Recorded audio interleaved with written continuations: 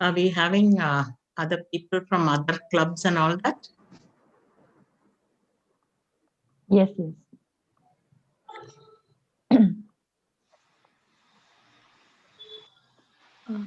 Yeah, I can see this is streaming live. So, Revati, would it be possible for you to make Usma the host then? Aditi, I had asked Aditi to make you or maybe Okay, Aditi sure. Anand Sure, because I'm sure. doing it from my phone. I don't, my data didn't go off. I'm connected Okay, to my sure. mobile data. Sure, sure. You can Yeah, make me just the to be in the host safe then. side. Yeah. Yeah, okay. So I'll just make all the other panelists co-hosts so that screen sharing is easier. Yeah. Yes.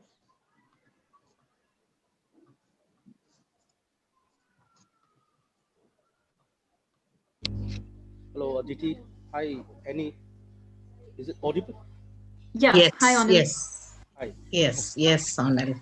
Yeah. Good to meet you back again. Just a request to all the panelists to not admit anybody. I think Usma will be doing that. You Okay. can do like he'll do it and announce. Yeah, I think that'll be good.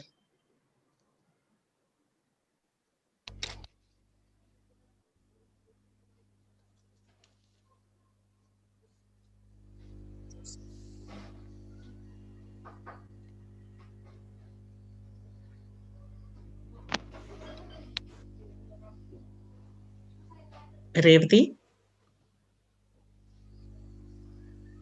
Aditi? Yes, Annie. HRF is forum or foundation? Human Rights Foundation. Foundation. Advocacy and Research Foundation. Okay. Only I had a doubt whether it's forum or foundation.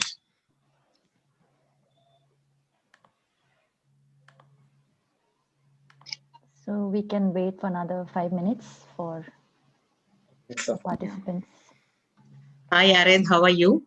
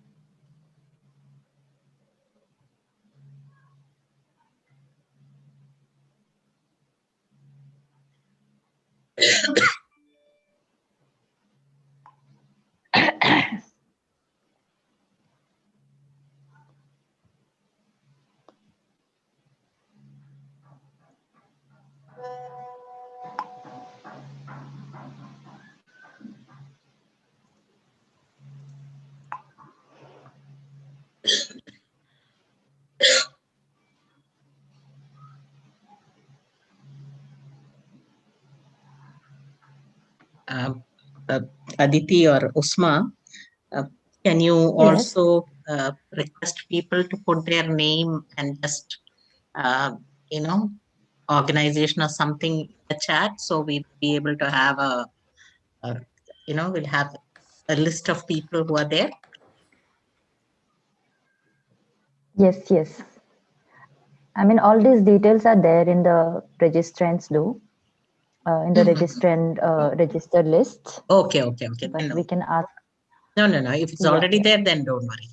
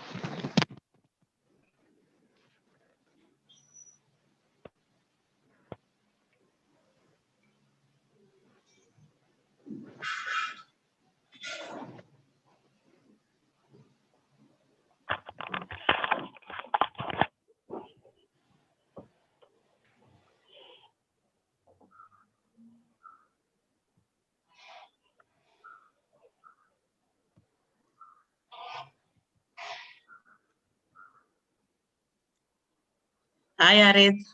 Hello, hi, how are you? Hi, welcome to India. Thank you so much. All the way, you can just reach another Joy. place. Yes, yes, Strange. yeah.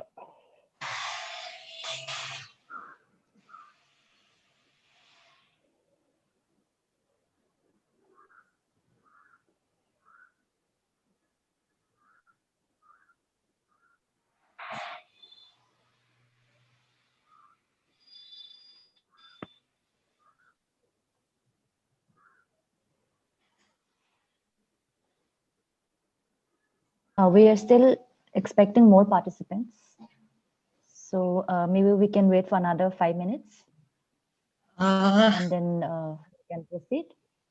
Start another 5 minutes. Yes, like only half of them have joined. We are expecting more people to come in. Why don't you just say that?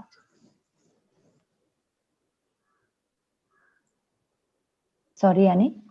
Why don't you just announce that wait for another 5 minutes?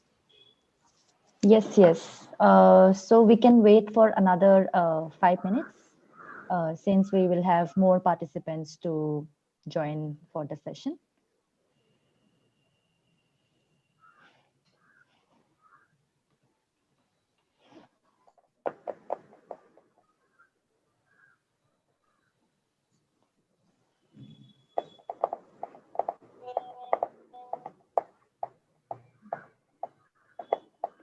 Where are you from, Vijaya?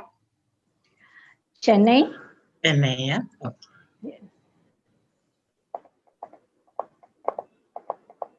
So you're doing the sign language. Past 56 years I'm doing sign language. Started at the age of 10. Wow. Wow, that many, there must have been very few people who did sign language at that time. Yes, yes.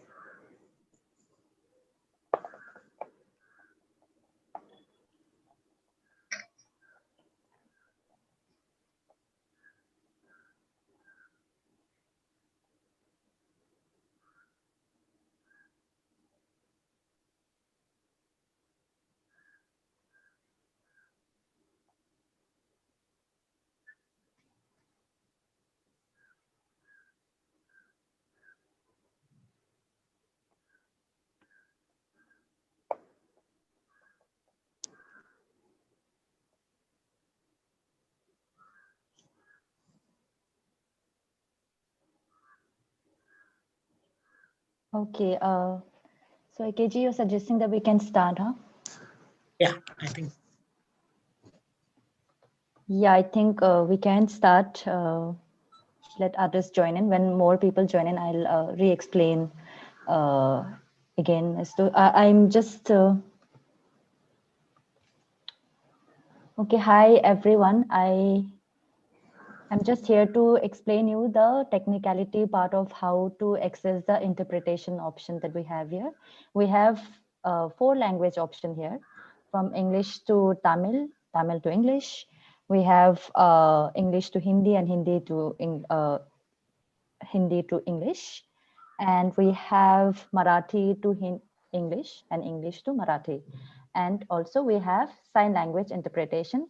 So Vijaya here on the screen that you see will be doing the sign language option. So all those who wants to access sign language can just, you can see right there on the screen. And for all those who would like to access to Tamil, Marathi or Hindi, please look at the interpretation option that you see right below on the screen. On the right hand side below, you see the option interpretation, and there you just have to click on it and choose either of the language that you would like to listen to in. Okay. Can you say what is Chinese and what is French? Oh, I'm so sorry. I forgot about that's the main part. So Zoom does not have the many of the Indian regional languages option here. So what we have done is we had they had only limited options, language option.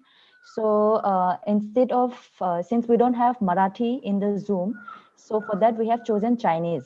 But that does not mean that the language will be translated in Chinese. It will be translated in Marathi. So for all those who wants to access in Marathi, listen to the session in Marathi, please click on Chinese.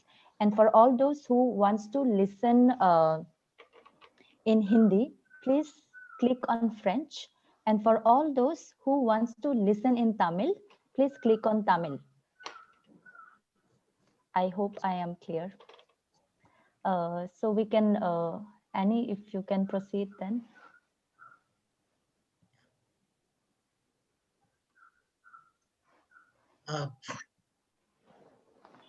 Thank you so much, Ma.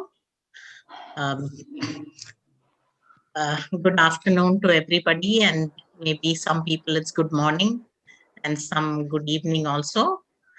Welcome to this the Open SDG Clubs and Bringing Civil Society Together initiative webinar. To start off, I would like to thank Human Rights Research and Advocacy Foundation for taking the initiative of bringing us together as the SDG clubs. Over the past few months, they have been bringing all of us together across the country, having a common purpose of initiating and laying the foundations for the SDG clubs. So thank you so much, HRF, for this whole initiative. Would also like to thank GIZ for supporting this initiative and creating a framework and a space for all of us. So welcome to all of us.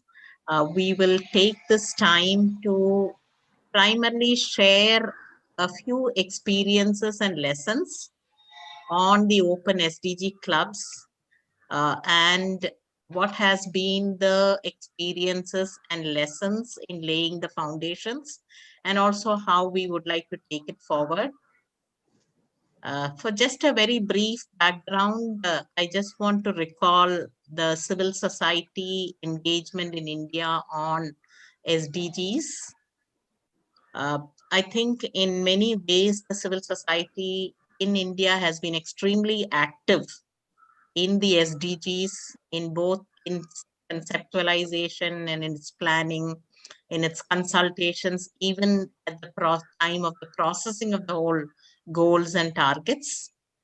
Further to that, we've been also very actively engaged at the regional and the global levels too.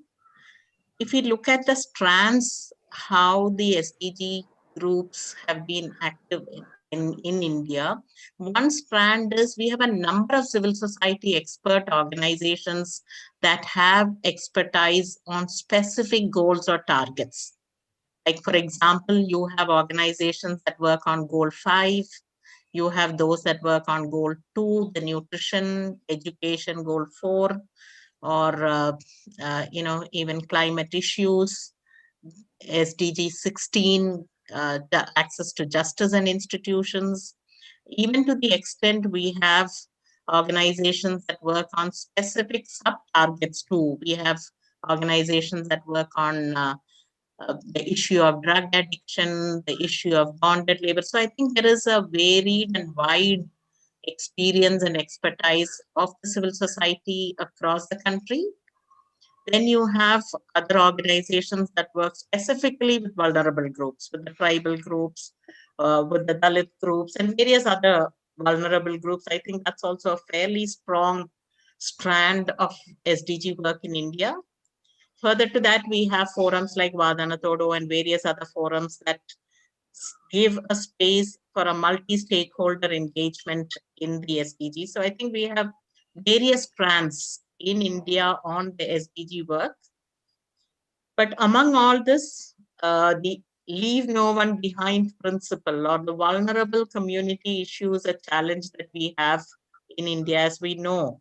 The diversity that we have and the extremely hierarchical social structure is really a space for a fertile space for a lot of social exclusion, inequalities, disadvantages, And a large population in India do face these. So the leave no one behind principle is extremely valuable to civil society organizations in India. Many of us work on the leave no one behind principle and the communities. So I think in that way, the civil society in India has been using this principle in reaching out to the most vulnerable communities. Even as we look at it, the government of India does recognize the vulnerable communities. Even from our constitution, we have recognition of the issues of vulnerable communities like the scheduled castes or Dalits, the scheduled tribes. We recognize issues of religious minority communities. But this whole recognition has a number of problematic areas. One, given the national or the state statistical data, many of the smaller vulnerable communities do not get any visibility or any tracking of their data. So a large proportion of the population actually becomes invisible and uncounted in the whole process. So that's one problem that we have found. Further, we also recognize that not being counted or recognized, a policy alignment to these communities is very limited and negligible. So we do have issues where policies and programs do not actually meet the needs of these communities. And given the disadvantages of the communities, they are also very often not able to influence the governance processes in their favor. So I think despite the many positive and progressive steps that the government has taken, we do have a large number of communities and population groups that are extremely vulnerable, socioeconomically, socially excluded, vulnerable communities. And it is our hope and our effort to bring these communities into the limelight, into the center, as we look at sustainable development goals and the leave no one behind principle. The civil society organizations have been doing annual SDG tracking reports, looking at both the goals as well as the communities. We've been engaged at the Asia Pacific regional level and the global level in highlighting the progress of SDGs in the country, advocating for innovative issues, for a focus on the LNOB communities, for community disaggregated data. In this whole process, the SDG Open Club is a very welcome initiative for all of us.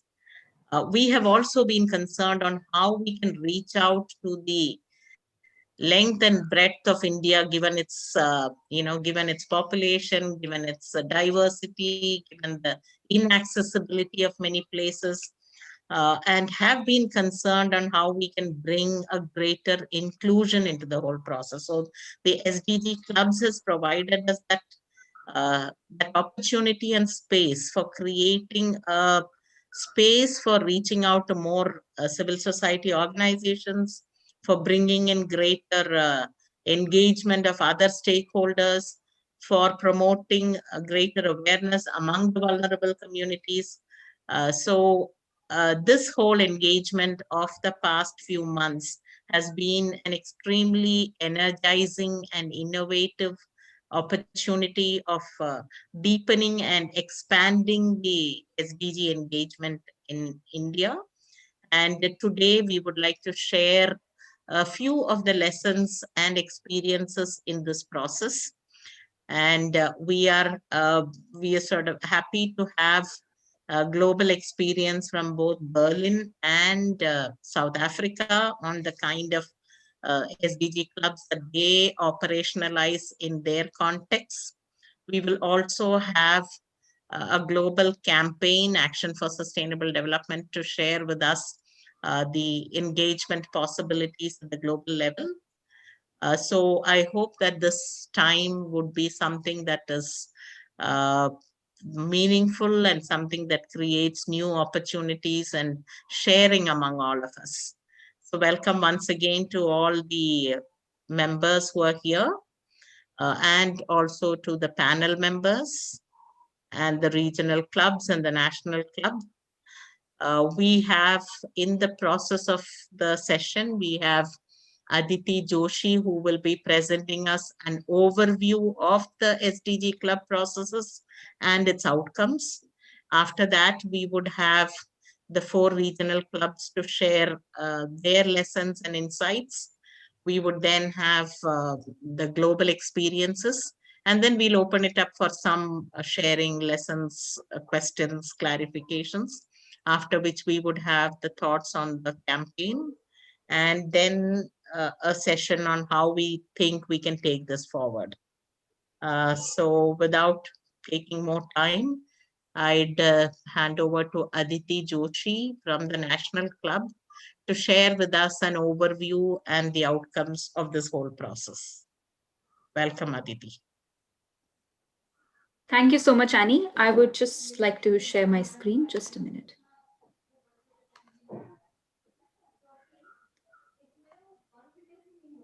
Yes. Is it visible? Yes. Yeah. So thank you all so much for joining. I will just be giving a brief overview of what the SDG clubs, the Open SDG Clubs India is, and what have been the key activities and outcomes over the last few months. So as we all know, the SDGs are an urgent call for action to address the slew of global challenges that we face.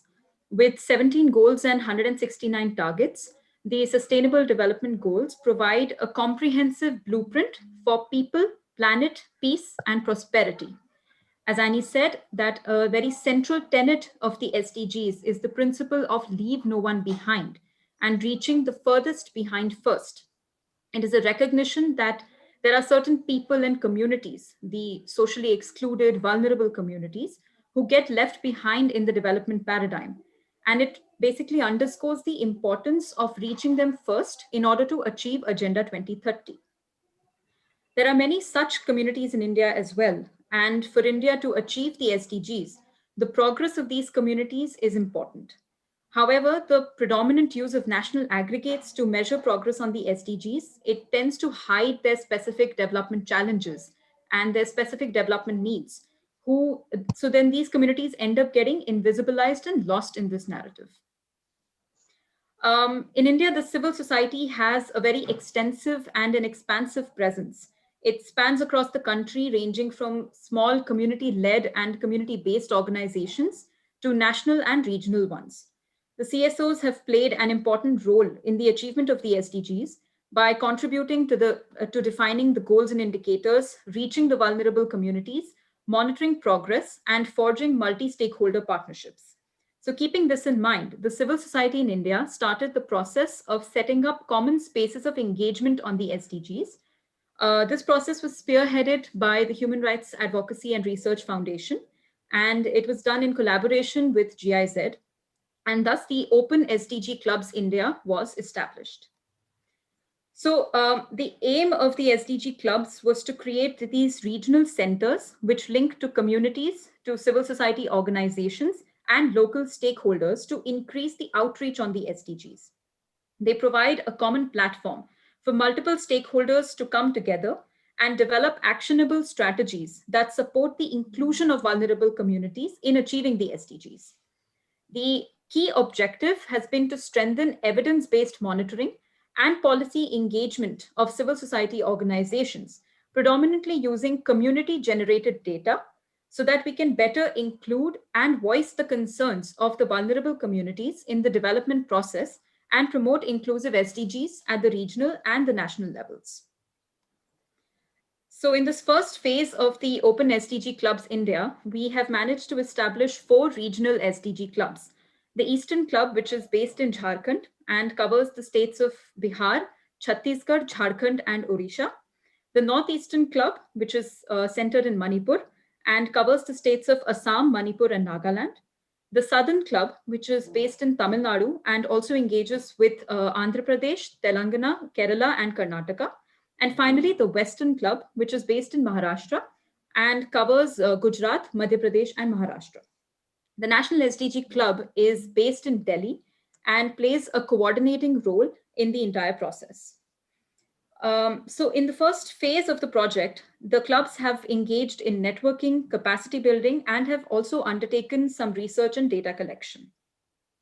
As I mentioned earlier, one of the key objectives of the project was to create a common platform for different stakeholders to come together. So in that aspect, each of the clubs initially developed a database of multiple stakeholders, identifying partner civil society organizations, experts, academics, government officials, media persons, among others. In this process, more than 350 organizations were identified for further outreach and engagement for the project. Additionally, there were resource persons and experts with prior knowledge and relevant working experience with the identified communities, with the identified themes, who were then chosen to engage with community members and civil society organizations through web consultations to gain insight into the contextual reality of these vulnerable communities. The consultations were organized with an aim to bring together expert knowledge and secondary research with the lived experiences of these communities to evolve more informed strategies that promote the rights and inclusion of vulnerable communities in the development narrative. The dialogue and discussion during the consultation fed into academic papers which detail the findings from these consultations. As we all know, the COVID-19 pandemic has had a disproportionate impact on vulnerable communities. The pandemic has spiraled from a health crisis to a socio-economic crisis, furthering and creating even more vulnerabilities. However, there is a paucity of government data on these communities, and the absence of data is in fact the first step towards exclusion. In that regard, the SDG clubs lay the foundations for strengthening data at the regional and local levels and build capacities to generate and utilize community-driven data. Based on the available data and building on the available data, the clubs opted for different approaches to data collection, from focus group discussions to household surveys to interviews with key informants. The clubs have created a rich repository of data, both quantitative and qualitative, on the status of vulnerable communities in India. As part of the capacity building initiative of the SDG clubs, 3 training modules were also developed by the national team.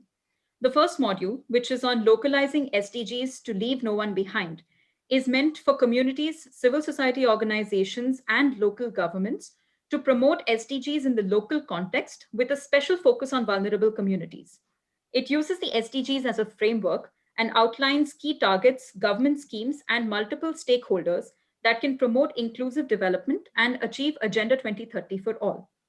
The second module is community-based approach to evidence collection, which presents research concepts, methods, and tools based on best practices from our work with community-driven data and provides a unique approach to the community-based participatory action research framework. The third and the final module, which is on strategies for policy engagement with local governments, builds on these first 2 modules, and it aims to help community practitioners and CSOs acquire a basic overview and information on what the sustainable development goals are, what is the structure, the role, and the functions of local governments, and community mobilization and policy engagement.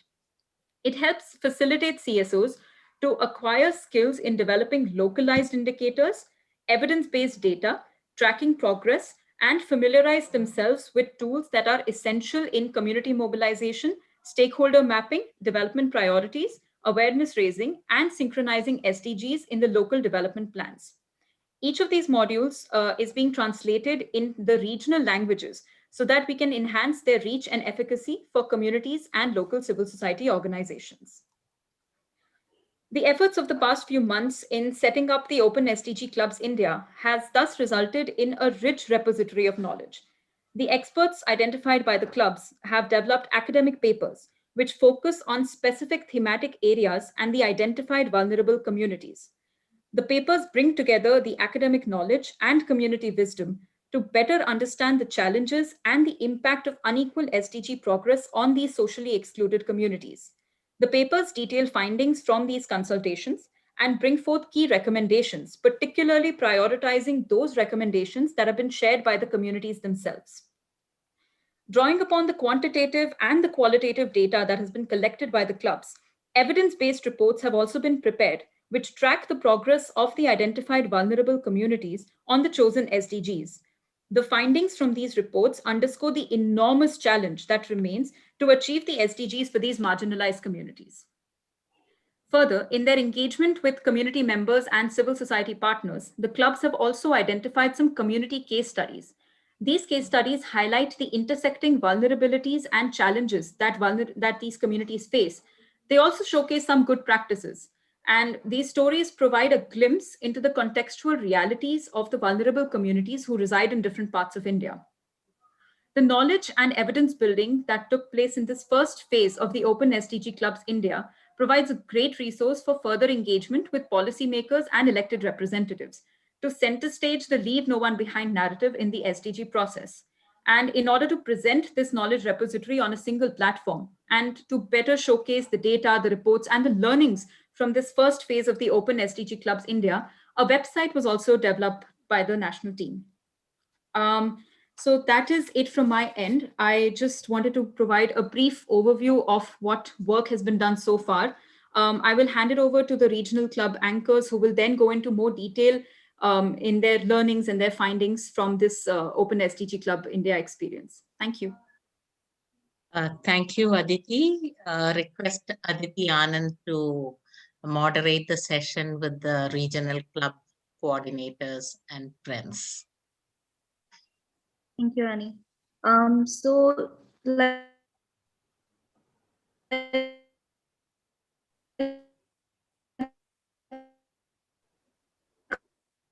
Aditi, your voice is. he said that we established. Um, Can you hear me now? Yes, now yeah. we can. All right. So just continuing on what Aditi was saying, to increase the engagement within the SDG framework across regions and build evidence to capture the narratives of vulnerable communities, we set up these regional clubs. I'll now invite one by one representatives from these clubs to share their experience in this initial process and any learnings that they had. I'll start with Anuja Sirohi, who was anchoring the Western Club. Anuja, can you please? Hi, good afternoon. Can you hear me? Hi, Anuja. Yeah, we can hear you, Anuja. Okay. So, Thanks, Aditi. Thanks, Hi, Annie. Anuja. Hi, Aditi and Anuja. I'm really sorry to interrupt. I just wanted to quickly flag here. So the interpreters, since we have interpreters at the background, so I request all the speakers here to please maintain the pace so that they can also interpret it right. smoothly. Yeah. Okay. Okay. Okay, so I'll just quickly share my screen. Thank you.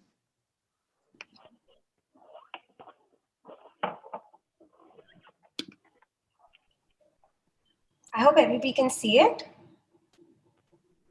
Yes, Anuja.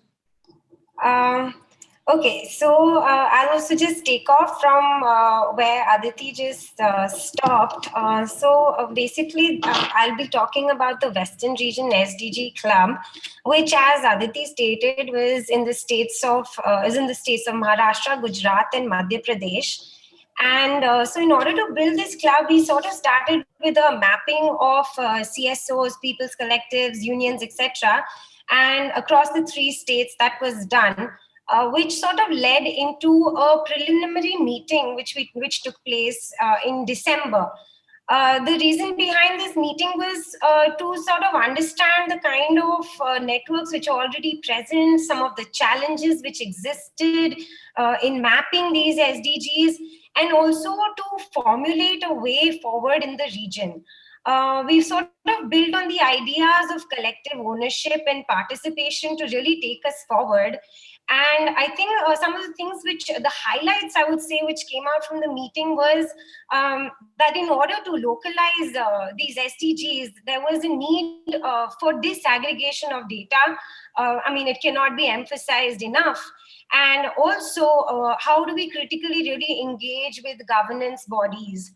So keeping that in mind, we sort of planned this regional consultation where though the Western region is for the three states of Maharashtra, Madhya Pradesh and Gujarat, keeping the view of disaggregation, we started with the state of Maharashtra because as we know that policies, demographies, issues, they differ across states. So we decided that let us begin with Maharashtra, and also further, rather than having one particular conversation on all SDGs, we sort of divided into five thematic areas or five parts in order to have targeted conversations.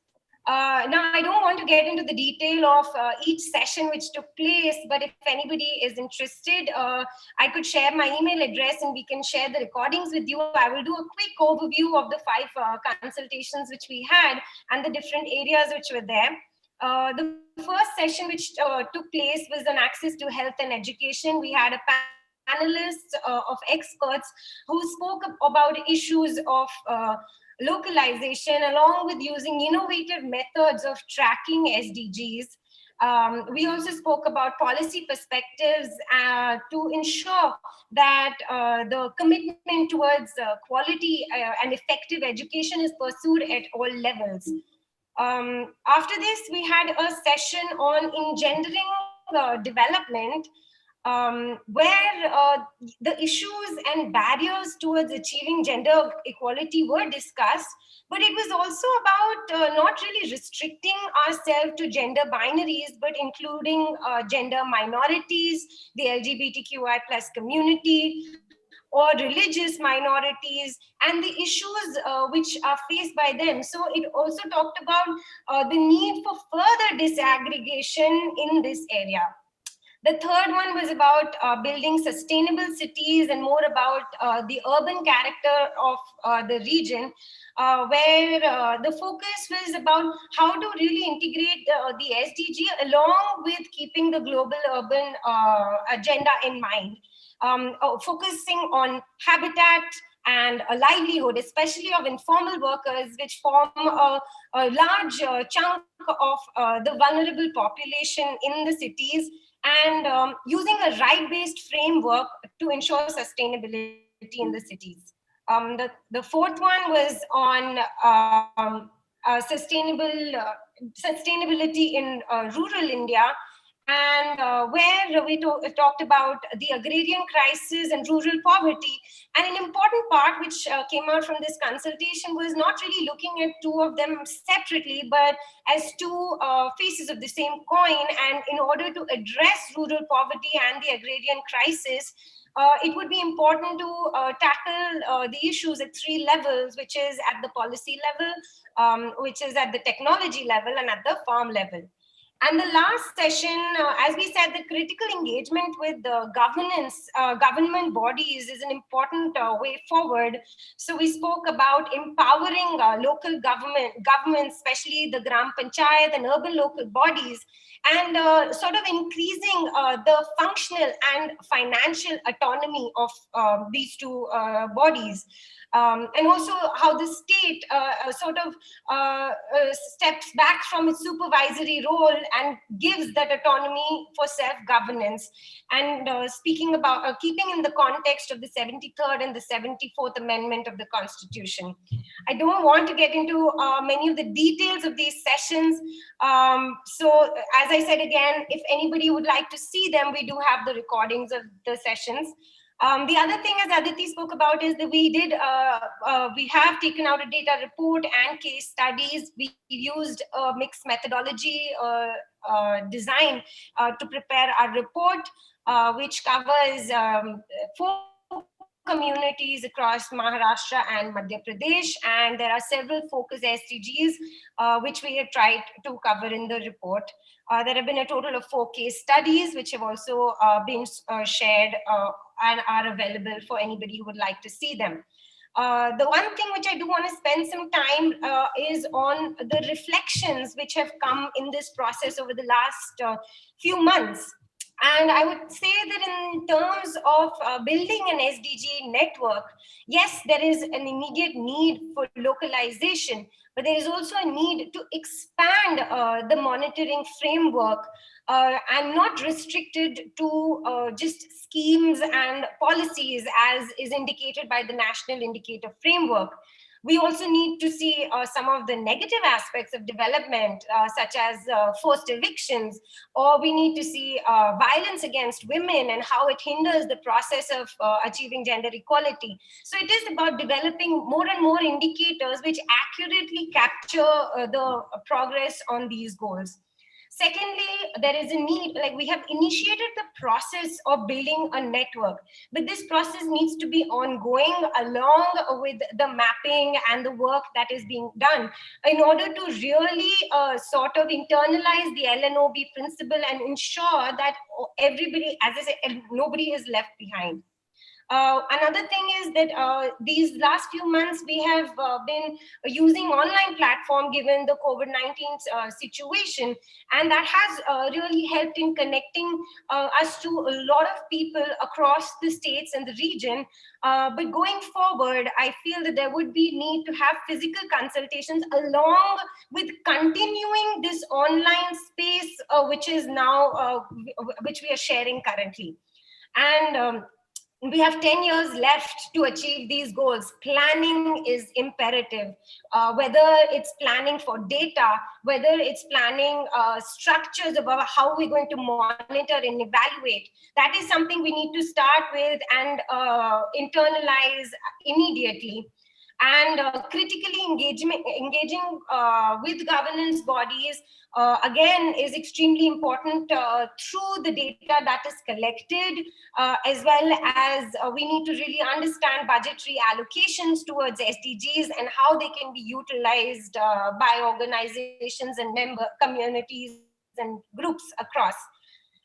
As far as the data collection process and building a repository is concerned, one of the things which we really advocate is the right-based approach to data collection. As I said, disaggregation of data cannot be emphasized enough. However, the data which is collected in a way needs to also be citizen generated, citizen led, and available to communities in order for them to monitor it and have it accessible for the purposes of engagement. So community-based participatory action research is something which I feel going forward is we can adopt and take forward. Also, data collection needs to be done regularly, and research needs time. We need to sort of plan.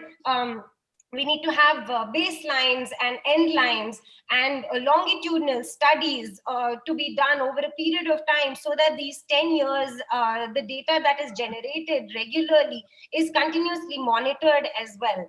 And lastly, about presentation of data, there is a need to make data more accessible in the way we sort of present it. When it's quantitative data, having dashboards or one-page data sheets which highlight findings rather than having thick reports and large data sets which sort of inhibit their access to it just because of their sheer volume.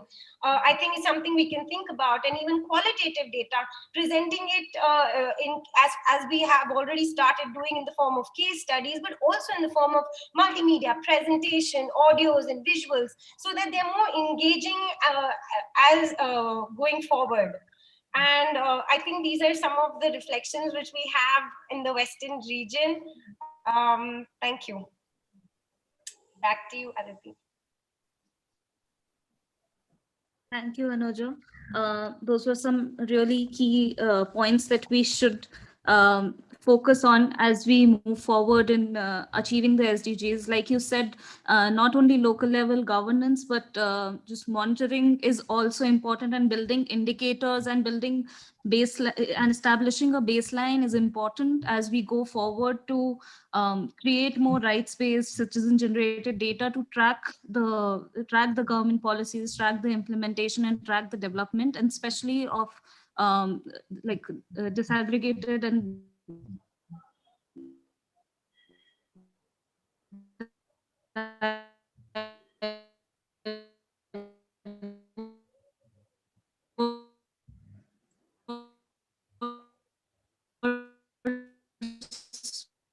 group of vulnerable communities. I would now Nietzsche. Aditi, we lost you in between. Could you just? Okay, so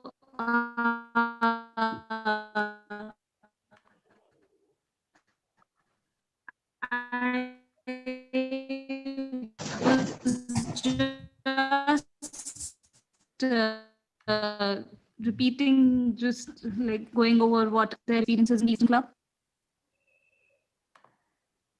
Your connection is going on and off, Aditi. Can you hear me now? Yes. Yeah, I think it's better if you just keep the video off.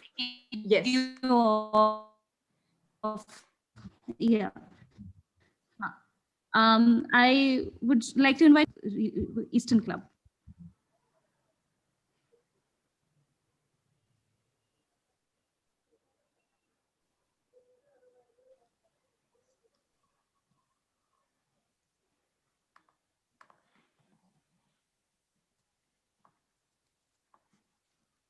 Is Nirja there? Nirja?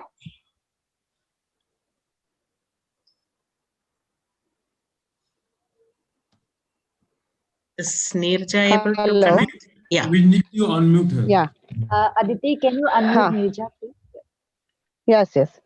Yes, good afternoon, everybody. From the Eastern Region Club, I'm representing, and I just want to share my progress, activity, and what we lesson learned during last 4 months.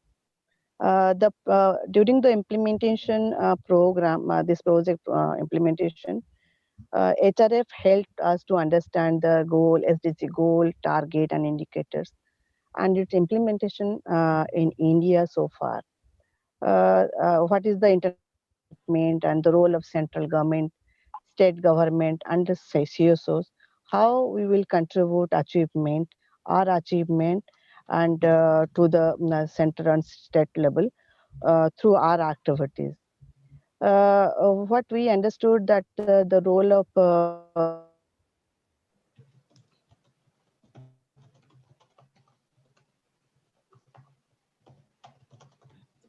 Nirja, I think your connection got a little disturbed.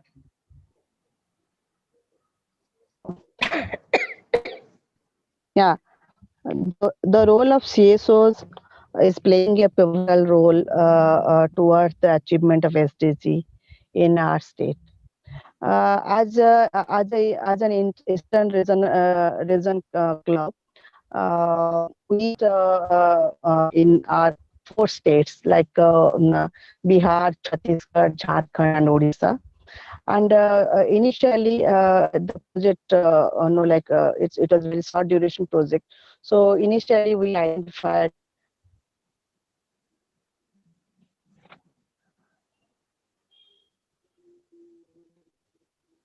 Hello. Yeah, we lost you in between. Yeah. Okay, sorry.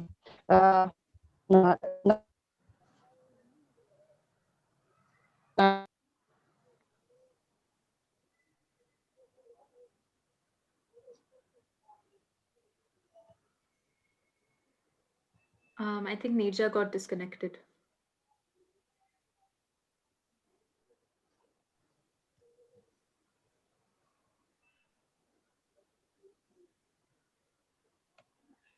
Should we move on to Murugesh? And then when Nirja joins back, we can continue this. Maybe. Yeah, I think we should proceed.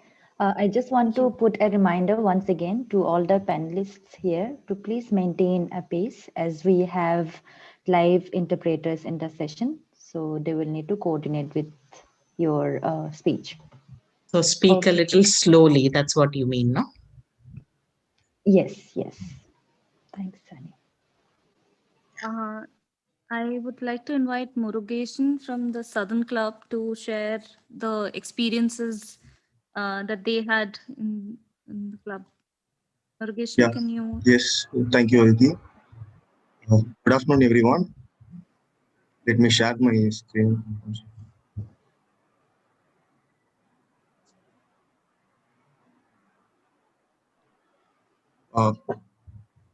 I'm Murugeshan, working as a associate coordinator in HRF, and also I'm the data manager of this project. I'm reporting on the works that have been done by SDG Club in Southern region. Some of the key highlights and the activities that has been we done in setting up the SDG Club. The SDG Tamil Nadu was launched on 25th September 2017. We have started it when uh, India was still deciding on the SDG national targets and indicators, apart from the global targets and indicators. So in the initial phase, over 250 civil society organizations have taken part in the process, and we had many orientation rounds and many discussions to deepen the understanding of purpose of the SDGs. We had a second state level convention in the year 2018. In that we have covered each of the working groups like fishers, children, women, person with disabilities, sexual minorities, and so on. And also in 2019, we have published a scorecard in covering 10 communities.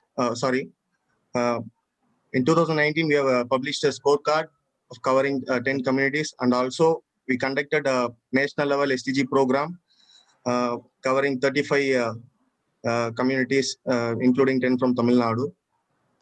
Finally, this year we have conducted a state level convention on 6th and 7th of November 2020. In that, we have focused 4 thematic goals like SDG 3, health and well-being, and SDG 4, education, SDG 8, work and employment, and SDG 16, and goal number 17. In that, we had a 2 session in a day, and we invited more than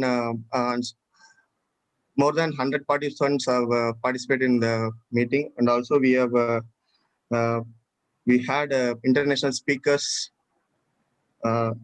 like WHO, UNESCO, and also ILO. And one thing I want to update you is that the SDG was Tamil Nadu is collectively owned process. All our district partners are working together to bring changes and development in society. Not only the HRF is doing this process.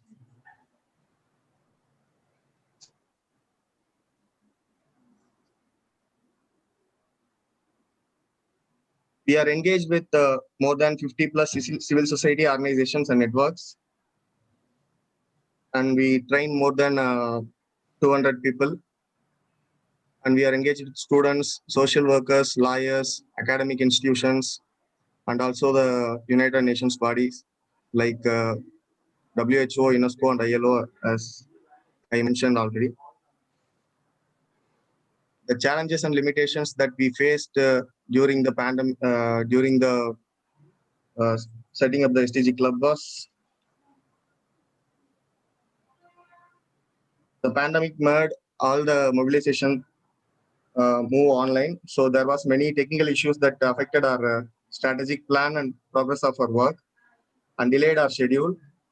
So it was very difficult to complete our project within the time frame that we fixed. And also we have planned to bring gender and sexual minorities in our project, but they were very hesitant to participate in online due to the privacy concern. Also, in addition to this, the connectivity issues limited our outreach to remote areas, especially the tribal communities. You all know, all they are living in a hill station, so we could not connect them due to the lack of networks and all. And also we have used the Google Forms and Kobo app as a tool to collect the data. So some of the respondents found difficult to handle the questionnaires due to the lack of technical knowledge. And also we could not check the reliability of the answers from the respondents due to the lack of interaction between the interviewer and the respondents. The notable experiences that we had during setting up the club is we have conducted many planning meetings with the district partners, and all of them were very enthusiastic and supported us in all the process. In the annual convention, the district partners had taken each topics and presented it during the convention. And also we have learned new methodologies for data collection and analysis. And also we have strengthened the collaborative approach more during this process. The next thing is SDG Watch Tamil Nadu will continue to strengthen more and more the data, and evidence-based engagement will be more sharpened, and we are planning to do more studies and conduct more multi-stakeholder dialogue. We will be expanding our network and outreach nationally, regionally, and internationally, depending on the need for instant migrant labor issues. And additionally, we are looking forward to focus on the areas like climate change and environmental issues. And also we will give more attention to the finance and clean energy. So these are all the updates from Southern Club in setting up the SDG Club in Southern region. Thank you. Thank you, Murugesh. Neerja, are you? Yes. Yeah. Okay. Hi, Yes. Neerja. Please continue. Sorry, I just started where I just disconnected. I was disconnected. During this project, we identified 150 CSOs, and out of that, we selected 100 CSOs which are working on SDG in these 4 states. Like 30 from Bihar and Jharkhand, and 20 CSOs from the Chhattisgarh and 20 from the Odisha. We had a limitation for the physical meeting for the facing COVID-19. So we had a two webinar with all CSOs, academias, Panchayat Raj members, media personnel, teachers union, and we also got to know that the SDG goal and the targets, it still needs to reach the last 10 to 20% population, and for that we need to collect the data, to reach the vulnerable group, to work for them, and uh, especially the schemes and programs we have that should reach to the beneficiary, to this last section of the societies. Then we can see see the visibility or the SDG achievement. During for this program, we also have some kind of activities. We started our research work through orientation of the CSOs on SDG, and then we finalized 4 themes from the SDG goal and to livelihood, then goal 4 education, goal 6 was, and goal 7 clean energy. So we selected this 4 theme for the research, and for that we also understood that the CSOs capacity building is needed. Maximum CSOs, they still are not aware about the SDG and what is going on in their states.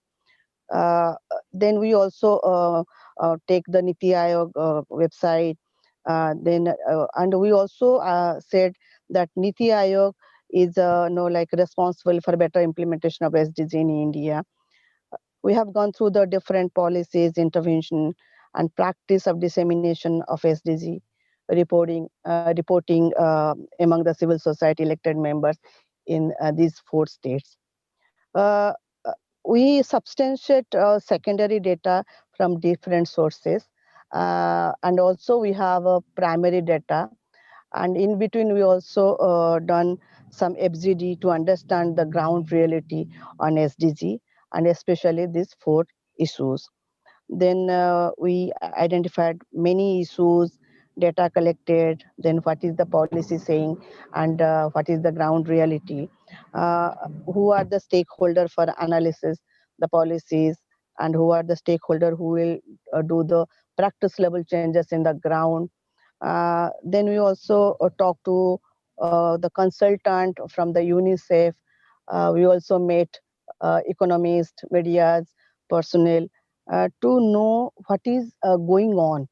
And then we started identified the reporter, and and also we substantiated all the data, first primary, secondary, then some of the book also we referred from the SDG, national and international, and we prepared 4 report, and out of that we also sent all 3 report to a national club, and in between we got also some learnings also we had faced, that by and large we learned that the understanding level of CSOs on the SDG was relatively poor, and we need to repeated capacity building program on longer period and strengthen their capacity and understanding level on these 17 goal and target. While interacting with the CSOs, we got that in clean energy, goal 7, very less CSOs are working in these 4 states. We know these 4 states need very low energy level state, and we need renewable energy. We don't have electricity after the 72 years of the independence. So we thought that some of the CSOs are working on this issue, but we found only one organization who is working in Chhattisgarh. Then we also, during the interaction of the CSOs, they reflected some hopelessness that government initiative to benefit the remotest of location are very it's still need to be implement or intervene. They acknowledge government's work, but their approach of one soup fit for all, for all program or approaches, as is properly where the last person gets the benefit, particularly the neediest in hilltop, cemetery type, nomadic types, and outreach pocket. CSOs, particularly from the Chhattisgarh, brought out the issue that the report generated by the CSOs are not accepted by the government, and sometimes government creates its own reports, and on the report submitted, and the report process more traction, and the excluded community continue to remain excluded. So these are the issue, and we also got some of the case study, and we also shared this case study to the national club. And now this I'm the last part of my progress and learned that this way forward, I think Mr. AK Singh, he will share the way forward when he will talk in his section. So thank you, Aditi, for giving me the opportunity to share my progress and everything. Thank you so much. Thank you, Neta. I would like to invite Onil now. He's been anchoring the processes in the Northeastern Club. Onil, are you connected? Yeah. Hello. Yeah, I am. Yeah. Good afternoon, everyone. I'm Onil from the northeastern region of Manipur, and in terms of the background of the Northeast, we have 8 states. The zone of Northeast comprises of 8 states, and which have more than 220 languages spoken in these 8 states.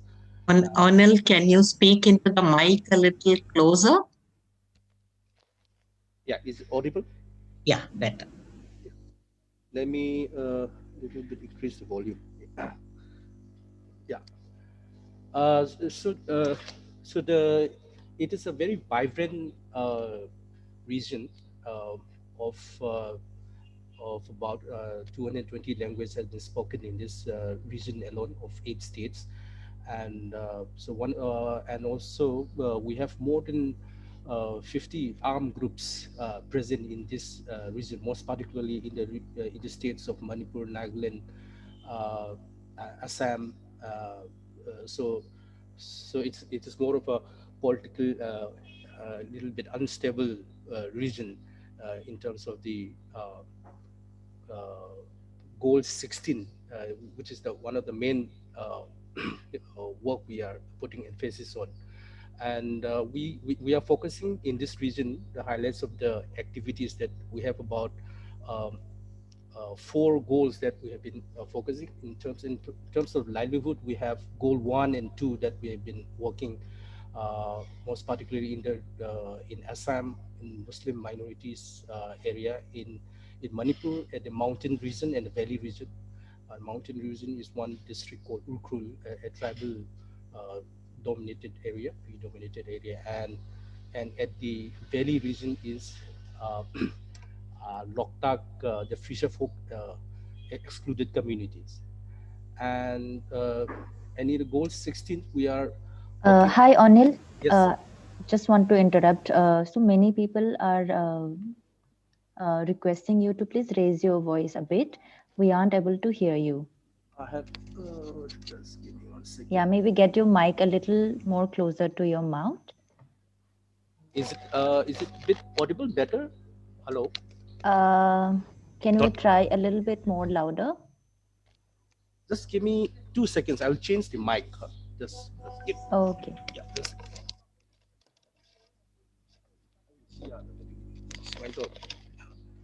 hello. Is it audible? Yes, yes. It's better. Yes, yes, much better now. Yeah. Okay. So primary, we are focusing on 4 goals in the northeastern region. Number 1 is on the livelihood issue, most particularly goal 1 and 2. We are working in. So this region, again, we focus in 3 states. We are not able to cover due to the time limit. So we are focusing only to the states of Assam, Manipur, and Nagaland. So in Assam, we are working on the Muslim minorities in the Barak Valley, and in Manipur, we have divided into 2 groups. There is one in mountain region, very secluded group of tribal people, and at the valley region, we have the fisher folks community, which are again excluded communities. And in second goal, we focus on the goal 16, which primarily focus on the victims of the extrajudicial executions, the widows and victors and victims which are socially economic deprived people. And the climate actions which are working is mostly we are working with the experts that can reanalyze and to give a presentation, and but due to the resources, we have a little lack of resources in terms of the information. So we are keeping this goal to the expert. And the fourth one is the health sector, most particularly the goal 3 and target number 5, which one prominent this forum is called by name 3.5, which is goal 3 and target number 5, with substance abuse uh, these victims, I would say, the drug abuse victims that has been working on. We are collecting as a primary as well as the secondary data from these groups, and uh, and prior to this deciding about a goal 4, we have a series of meeting with several civil societies and some experts, as well as the academician, and even including the government department bodies like the Manipur State AIDS Control Society, and we have the planning department. So this it is not only we have initiated by the civil society, yet we are engaging with the government. Otherwise, the policy that is at the end, the bottom line is that is work with the government only. So we want to improve and how it is how the policy has been implemented at the ground. That is what we are doing as we are working on, and the data is some are yet to complete, and I believe that if we have a little bit of more days then to extend, I'm pretty sure that we will complete that. And some of the stakeholders we have been engaging, I may be a little bit repeat on this part, and is that the academicians, government institute activists, grassroots workers, civil society, youths, victims, and uh, and some core groups we have to initiate on this, most particularly on the HRF project. We have about 6 core groups of civil societies, and a forum of 18 organizations are involving in the whole processes across the 3 states. And some of the challenges that we have and the limitations we have faced in this work are, most particularly, the COVID is another big issues problem. Even in normal days, many of the places are not able to access because of this protracted conflict. And adding to the problem is the COVID the COVID problem, and in organizing wider community participation and consultation of the programs.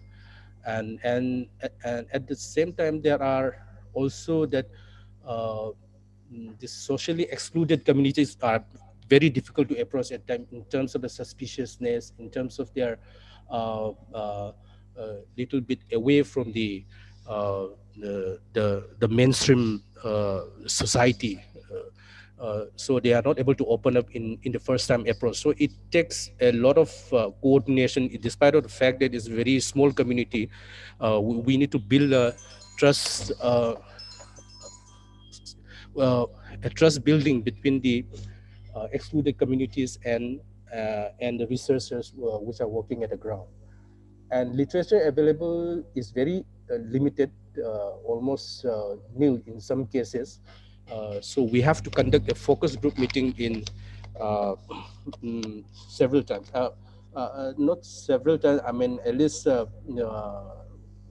at least 3 times. I think we have done the focus group meeting on this regarding this, and there's a difficult to approach again for experts, as everyone was limitation of time and constraint in scheduling the experts, because they are in the institution where the COVID has been struck and students is not there. And so again, December month is a big time for the exam, but however, it has to postpone.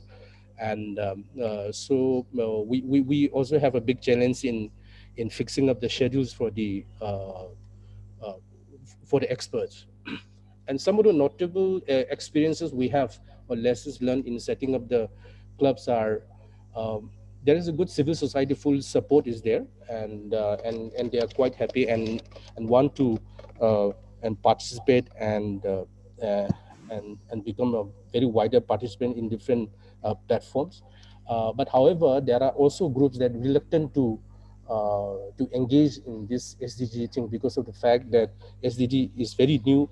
At the same time, as many of the communities neglected by the government doesn't trust even the UN system at times, because they haven't been hardly been delivered many of their distinct complaints or what is it, or their pain or all so but however, there is it is still not a negative, I would say, and we have a way forward to be worked on, and they're a positive thing as well. And one of the major important is that there is a need to consistency in engaging the government's programs and how the schemes and need to be monitored to accelerate this SDG movement. Just to do one research won't work for to accelerate the SDG movement. So rigorous work is required to engage with the government, to complain with the government, to monitor with the government, the accountability, and so on and so forth. And as well as the policy, uh, uh, even the policy at the wrong time, uh, like the national education policies or farmers' bills, which is major chaos in India as well, and not necessarily for Northeastern, but they are passing the policy at the wrong time while the COVID strain is there. Is a very big condemnable, and we need to see this kind of haphazard the uh, implementation of policy in India. And yeah, I I believe I will end here, and we shall further engage more and keep in touch. So this is my humble small presentation from Northeast. Thank you.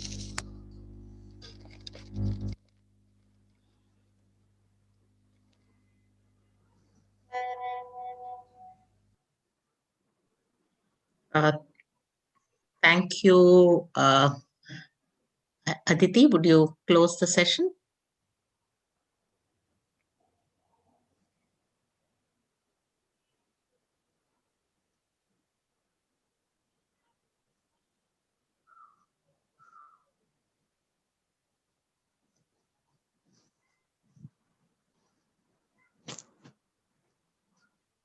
I think Aditi's connection is a little disturbed, but I would really like to thank Anuja, Murugeshan, Neerja, and Onil, who have been extensively involved in initiating these clubs, identifying and connecting to civil society organizations, trying to bring in a multi-stakeholder engagement in the process. And in that whole process, actually coming up with a lot of new knowledge products, sharing that with communities, and also getting a lot of community insights through case studies and stories from the community. So it's really very nice that these clubs in all the 4 regions are very keen to take the process forward and have also set up the basic foundation for moving them ahead. So really thank you, Anuja, Neerja, Murugesh, and Onil. Maybe we can just see you if you can open your video for a second.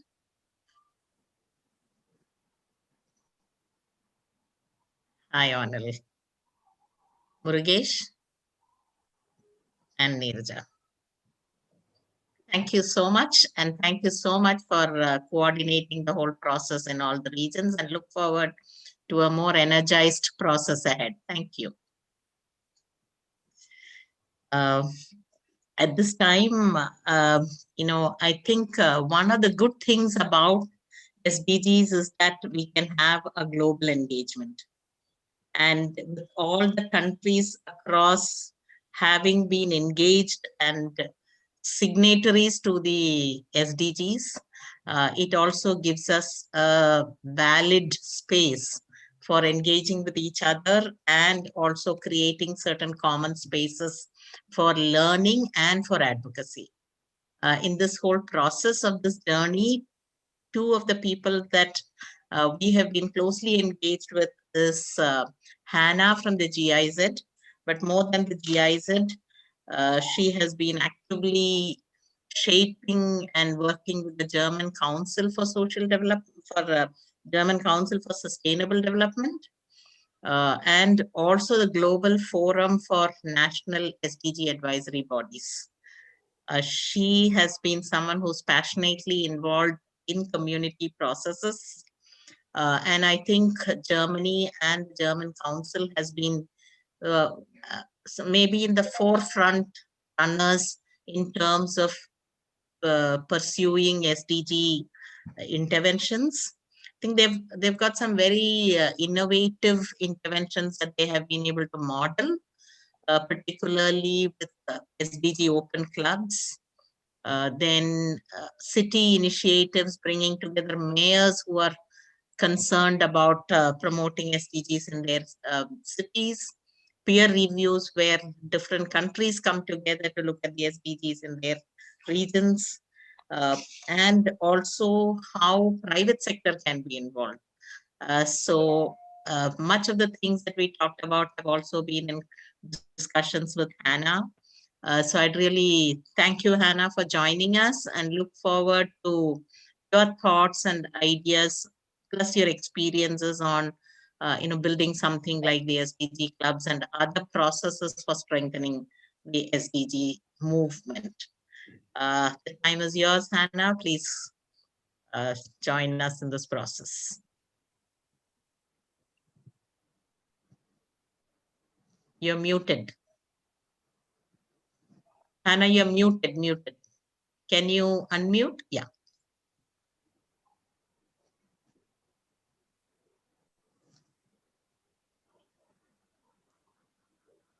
We can't hear you, Hannah. You're not audible.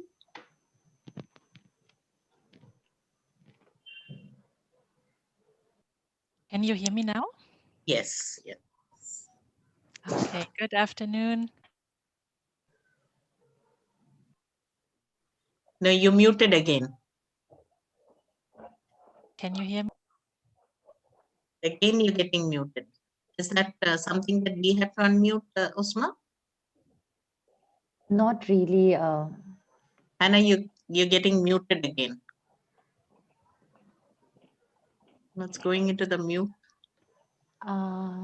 But I'll just unpin So her. the host is always requesting me to mute. So I hope now it works. Can you hear me? Yes. Okay. So namaste. Many thanks for inviting me. It's a deep honor to be here today. And from everything I learned in the past hour, I'm overwhelmed and I find it difficult now to present something, but I will try my best. I am Hanna Janecek. I'm working for the German Council for Sustainable Development, being the coordinator for European and international affairs in Germany. We are a unit of the GIZ in Germany. I have actually lived 3 years of my life in Delhi, Bangalore, and Hyderabad. So it was super interesting to hear all your efforts and all the work you've done in the past months. It's really overwhelming, and I can imagine, given the difficult circumstances that we all face with the COVID crisis. You might notice I'm sitting at home as well. We are in a complete lockdown in Germany as well. So yeah, it's really astonishing what you have achieved in the past months. I really would like to congratulate for this. Annie has asked me to sort of give you a brief glimpse on the Open SDG clubs we had in Germany. So I would like to say hi from the Open SDG club in Berlin to India. It's really an honor to be part of this event and to learn from you. So we in Germany, we had 2 SDG clubs in the past. The first one was in 2016. That was right after the SDGs came into being. And this SDG club in 2016 was really about very important topics that are still important, but like as we have been very early in implementing the SDGs, it was more about what are the SDGs, what are the principles, and it was really also about leave no one behind, and about the shrinking space for civil society and what would be the role of the multiple stakeholders in implementing SDGs, because the official mandate is with national governments. But we are convinced at the German Council that all stakeholders can complement each other and sort of, make their contribution to implement the SDGs. So it was an Open SDG club about raising awareness in Germany about the SDGs, and also create ownership with all the stakeholders for implementing the SDGs. It was also realized that there is a need to overcome the silos and to cooperate and to connect the dots of the themes that were provided by the 17 SDGs. So it was really to create a space for trust, for network, for peers, to learn from each other, and to establish a platform of ideas and create plans for implementation. Then we had a second club in 2019. And the second club was a bit more ambitious, I would say. It was more directed also at the international level. So it had 3 layers. The first one was really the exchange about practical solutions and initiatives to implement in at the local level in Germany. Oh, okay. The second one was about changing and reforming the high-level political forum in New York. And then it was also, the third one was really about the exchange and learning across stakeholders, meaning how to integrate the civil society with the business sector and academia and make them a meaningful contribution to government. From this Open SDG Club, actually, there was a launch of a call to action that has been then supported by all participants of this. So they committed that they would like to reach out to their heads of government with this call to action convince them to speed up implementation. The second one was that they all committed to raise their voice to make and maintain the high-level political forum platform for everyone. And then to also encourage all stakeholders to actively engage for SDGs. So it was really a marketplace of ideas and learning. And what happened in parallel in Germany, and that's something I would like to take the liberty to share with you today, because like having these 4 SDG clubs in India is just overwhelming. And like the knowledge and the data you generated, I think is really a very, very convincing knowledge source which should be taken on. And what we have done in Germany in parallel was creating a local network of regional hubs for sustainable development. So we have Germany is far smaller. We are also a federal state, but it's far smaller and less people. But we have 4 regional hubs in Germany for sustainable strategies. So these hubs actually try to get together all the communities in the regions and to create events, to create advocacy for the people about the SDGs, and to foster their exchange and learning at the local level. So their, I think, strongest tool is really that they develop regional and local sustainable development strategies. So subnational strategies, and that feed into the national strategy in Germany. And this is encouraging for actors because it's really close to their heart and their living. And I think this is something in what your Open SDG clubs could also move into a permanent network of regional hubs to work on the SDGs, and with a particular focus on leave no one behind. That's something I found impressive today, because I think that is really the important angle that you took to advance the entire agenda, because if we don't manage to not leave anybody behind, we will not succeed with the SDGs. Maybe another thing that we have in these regional hubs is the German Sustainable Action Day. So that is 1 week in the year where we really sort of start communication early on, and then I request all stakeholders to come up with activities, register them on the website of this action days, and then we have one week full of actions for sustainability. And having so many in 1 week creates momentum in the country and leads to newspaper reports and leads to learning and yeah, exchange across the regions. So I think this is also a very beautiful opportunity that we have for several years now. And it's in summer. This year it was in autumn due to the COVID crisis. And we are already planning it for next year. It has become more or less more digital now because it really was an activist day or week in Germany. But now many of the initiatives have chosen to become digital. So that is what I would like to leave for today as ideas and insights I can share from our experience. And yeah, would like to thank you once more for all your work and your experience. It's really overwhelming, and thank you for being part of this. Thank you, Hannah. I think one thing that the COVID has taught us is that we can connect to people across boundaries, across the globe in a short period of time. Otherwise, I don't think we would have even thought of connecting in conversations like that. I think that's the one good thing, despite looking at all the other limitations that we have.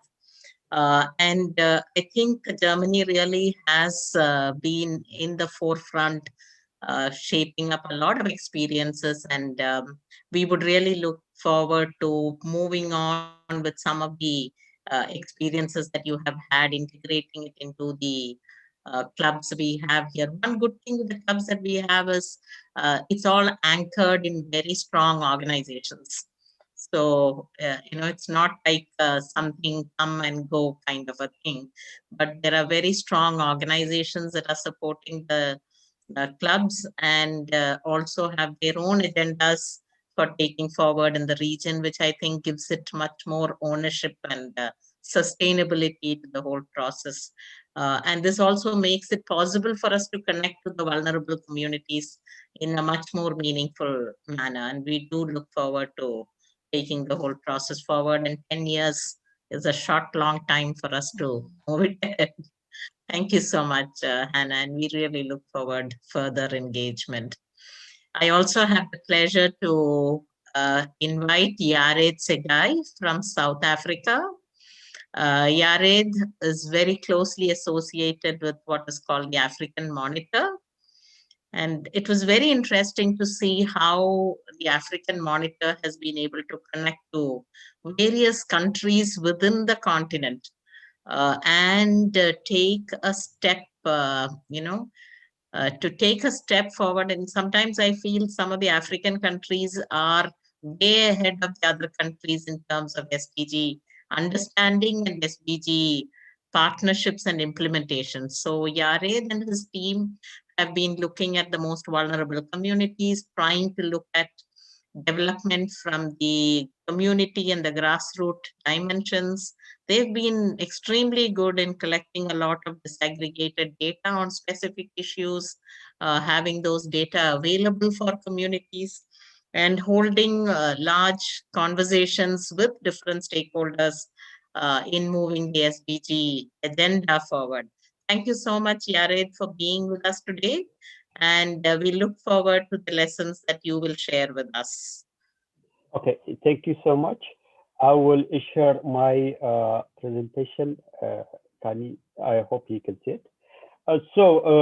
Obviously, thank you so much for inviting us to share our perspective on Open SDG Club. In South Africa, we started Open SDG Club in 2019, and this is the second year. In 2020, this is the second year we are hosting Open SDG Club. In 2019, the Open SDG Club was focusing around the voluntary national review, because last year the South African government was presenting to the HLPF, and we at that stage we saw that civil society were not organized and had the necessary capability to do a proper participation in the review process. So the SDG Club South Africa 2019 was focusing probably on creating a space for conversation around the voluntary national review. In 2020, I think the Open SDG Club was focused on the recovery plan. So what we are saying is that the inclusive and transformative recovery from COVID-19. So why do we sort of adopted the Open SDG Club? It's basically because it builds a common cause for transforming solutions and constructive advice. It creates a space where people could develop some sort of shared understanding and a common cause towards accelerated delivery of the decade of action. It had sort of provided an opportunity for civil society and non-state actors to come together to share perspectives in an open, inclusive, and collaborative platform. So the specific focus of this year's symposium was on the recovery plan, or on the inclusive and transformative recovery, delivering SDG for action. So the specific objective is to come up with building blocks for inclusive and transformative recovery, propose key policy options and transformative solutions to achieve SDGs. And the third is to review, validate, and adopt the National Development Stakeholders Forum. South Africa is establishing this year a multi-stakeholder MSP related to the SDG coordination mechanism. And during this symposium, we created that opportunity to get that political buy-in for us to sort of move forward in terms of establishing the National Development Stakeholders Forum. In terms of the theme which was covered this year under the banner of inclusive and transformative recovery, we looked at inclusive and transformative post-COVID recovery. We had a conversation around multi-stakeholder coordinating mechanism. We had a conversation around gender responsive approach on post-COVID recovery. How do we build the concept of principle of no one behind in the recovery plan? And then obviously a climate resilient recovery. So and then obviously how do we protect jobs which was lost during COVID-19? So basically it could go across different goals, but the focus is the recovery need to be at the heart of the recovery should be the SDGs, right? In terms of approach, at the start last year and this year, the similar approach, we created working groups, thematic working groups based on selected goals. For instance, for goal 8 on labor, there is a working group which is working on labor. There is a working group working on gender. There is a working group working on, so it's not like a geographic clubs, but it's more of thematic clubs working on different issues. So those working groups start in what we call learning and dialogue series ahead of the symposium. So there were conversations we hosted around unpacking principles of leave no one behind, around gender equality, and then obviously around recovery plan. This is not during the symposium, but this is a process leading to the symposium. We're conducting those conversations. And the other pillar of the 2020 Open SDG Club is community dialogues. So we hosted community dialogues, I think, ahead of the symposium, focused on the recovery plan and how COVID-19 has impacted communities in a very remote where marginalized people usually live. So we were trying to see how it has impacted them and what needs to happen for them to recover. So all those conversations which were happening ahead of the symposium, we brought those issues which emerged on the community dialogues and those working group conversations to the symposium. So, okay, so this be the process. Then obviously the end result is obviously we come up with call of action which we shared with the government. Our call of action have 3 important elements. One is how the South African recovery plan, what they call a reconstruction and recovery plan, should affirm the Agenda 2030 and as well as principle of leave no one behind. So we had a very a proposal or build blocks for how SG could be at center of this new recovery plan. The second element or the second call of action is around establishment of the National Development Stakeholders platform. because obviously the blueprint exists, but the actual operationalization of this platform has been a struggle for civil society. When last year the government announced it was considered as a win for civil society. Now we are trying to make sure that the political commitment is there. There is championship from the government, and then obviously we are trying to push this to actually start operational in 2021. So that is the second point in our call for action. And the third element is around gender responsive approach for post-COVID recovery, because most of the studies conducted in South Africa from the communities, the impact of COVID-19 has been very disproportional. Gender is one of the elements which we looked at, and women were probably the most affected. And now I think Africa Motor was involved on gender-based violence survey. It's the citizen-generated data which we just finalized. We have seen that gender-based violence has increased radically during the COVID-19 lockdown. So we are trying to bring the gender as part of this recovery plan. Okay, so what we are trying to articulate, what is the gender-responsive approach to post-COVID-19 reconstruction and recovery. So we were able to submit such recommendations. So this is general what South Africa were able to accomplish over the last year around the symposium. So I think it's obviously we have learned today from India, where there's a regional clubs.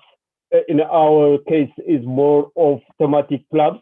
Obviously, Germany has its own experiences as well. So I'm hoping that I'm here probably to learn from how India has conducted its symposium, and how and India and Germany, and obviously as we plan for the next year or for this year, we will take into consideration of the experience from India. I thank you. Thank you so much. Thank you, Yared, also for bringing the whole idea of thematic dimensions that you are pursuing, and also the way that you are able to advocate with the government.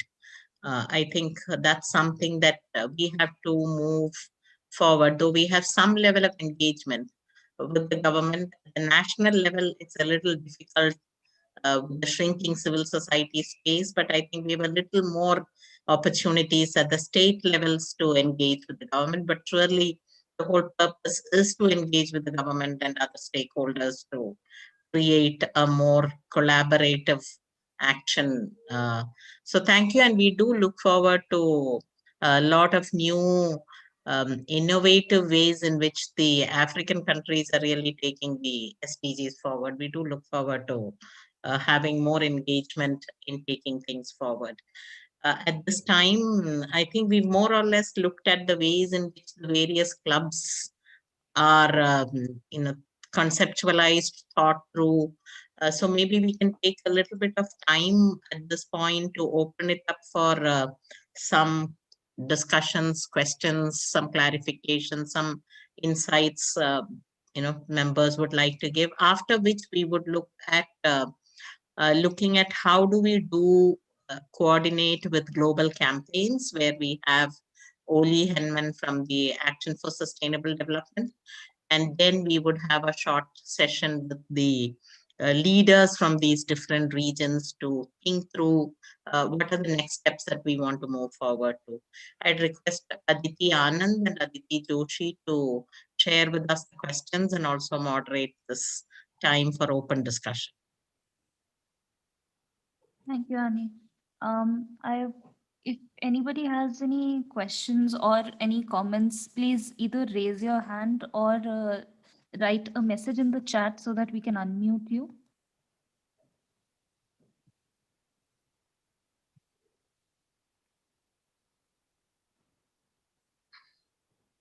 I think there were two questions that Usma had flagged earlier. One was how can members be part of these regional clubs? I think that is very simple. All you have to do is just write to any of us and we would connect you to the regional clubs. And that would be really, I mean, that's the purpose of regional clubs and the national club too. So any of you, please just write to any of us. We're all familiar to each other. And we would be happy to connect you to the regional clubs. There was another question on how do we connect or how do we advocate with the local governments? I think here again, Western Club had a lot of experience when they had their consultation, and Eastern Club also has a lot of experience in working with local governments and elected representatives. Maybe can I request AKG from the Eastern Club to share a little bit of thoughts on that, and maybe Anuja after that? AKG?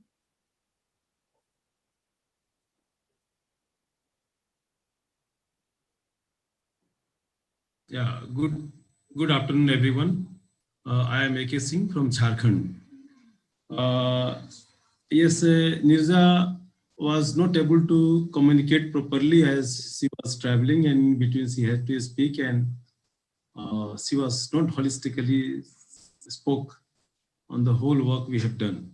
So from that point I want to start. In Eastern Club, we have a better germination of the network in and around SDG. And while experiencing last 4 months or more than 4 months, something has come in mind, and we should respond to it in future if you want to proceed from here towards future. So the first point is there is a need of promoting regional clubs as a resource center on SDG, because while working, we came to learn that there is a knowledge gap by and large among civil society organizations, government officials, and grassroots level actors like Panchayat Raj members, block officials, those who are responsible to implement all the activity at the grassroots level. They have no idea. So in between what happens, whatever question is asked from the Niti Aayog or ministry, so they just respond to those questions, but without doing much more at the grassroots level. So this resource center can generate some evidences from the grassroots level to be shared at the national level and at the international level, and all good happenings at the international level or national level can be shared at the grassroots level or the state level. So this regional clubs to act as a resource center can help manifold to explore towards better implementation of SDG related thought and schemes in our country or in this eastern region. So this is one section I wanted to suggest. Second one is building capacity of various stakeholders like civil society organizations. There are very many networks, grassroots organizations, those who are really committed at the grassroots level, and side by side academic institutions, because there are many private university has come up in these 4 states.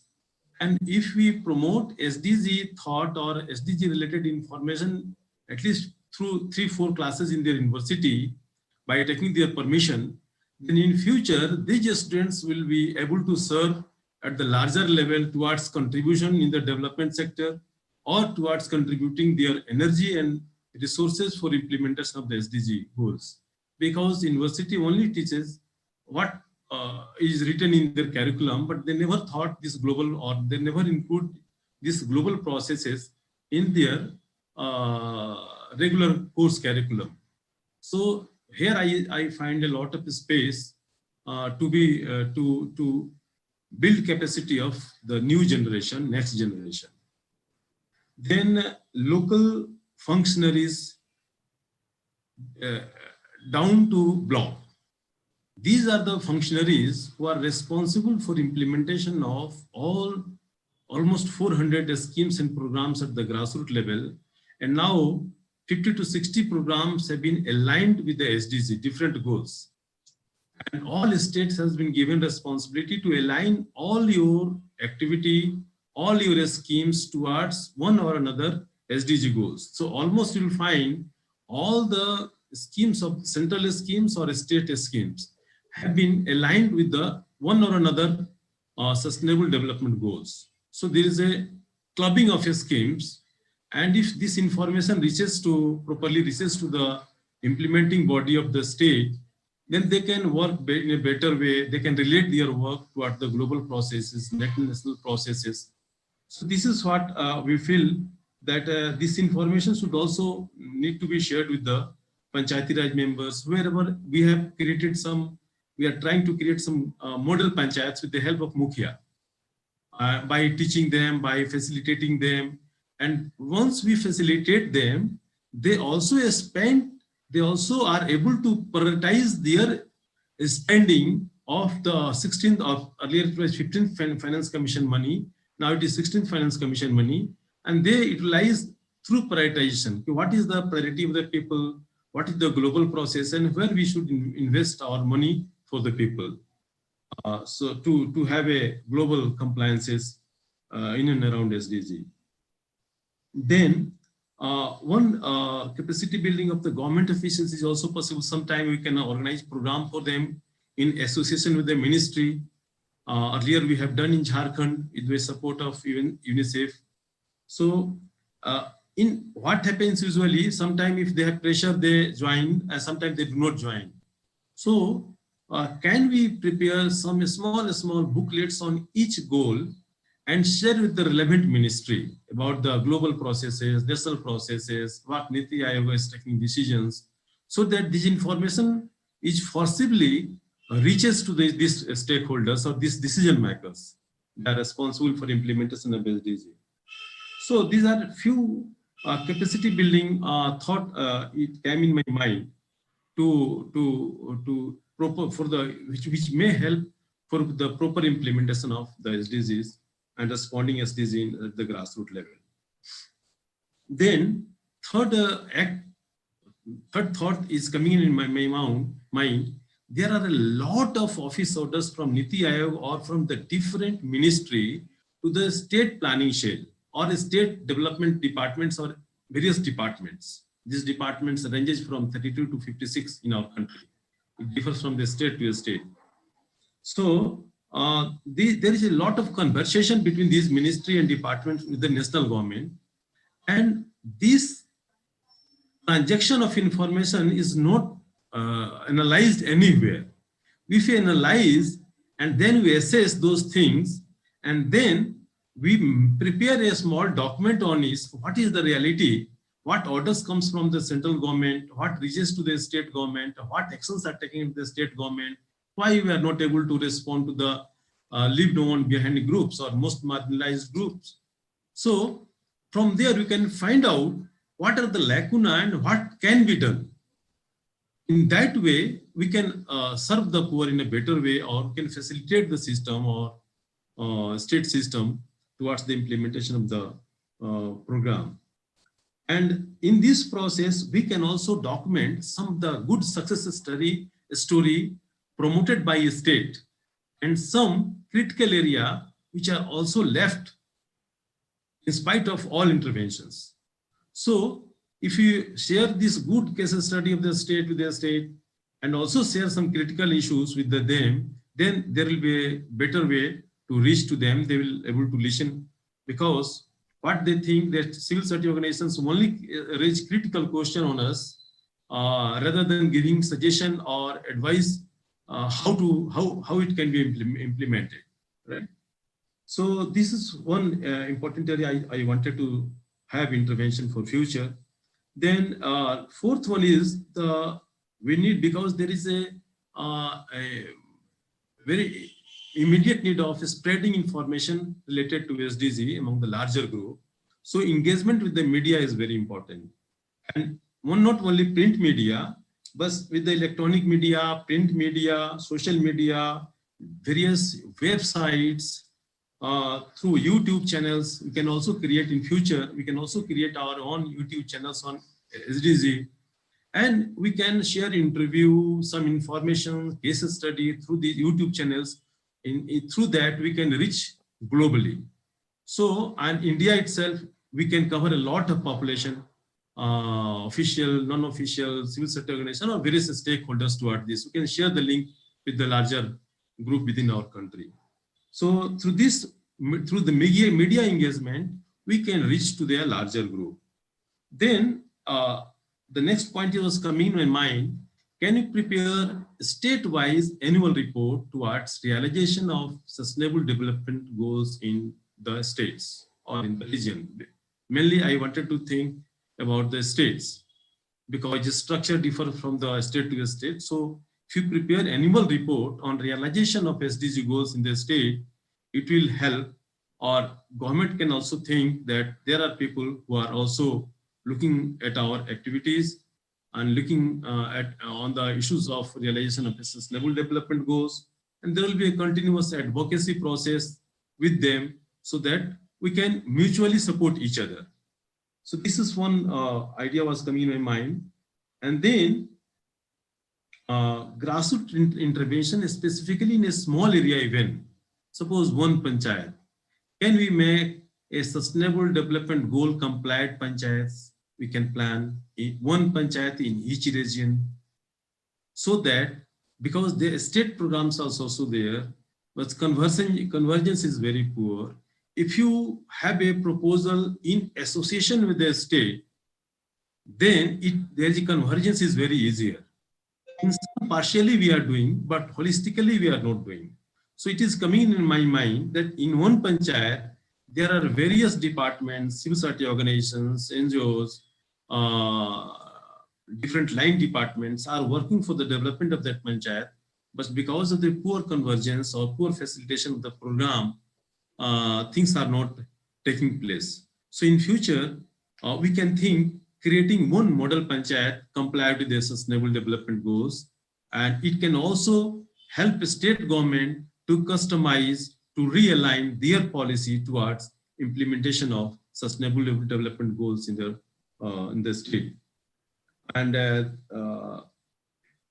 these were some points it came in my mind, and I think if you work on it, then more things will come in our mind, and then we can work on it and make some implementable plans with this whole group.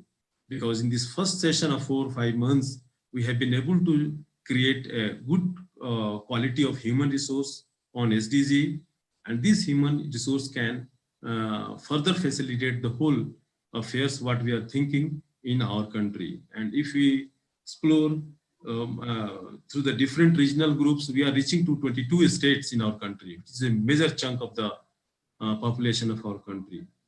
So in that way, we can think for the future. Thank you very much. Thank you, AKG. Yeah. Go ahead.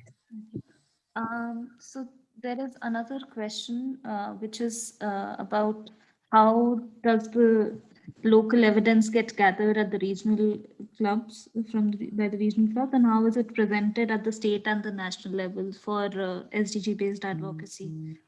Annie, would you answer this?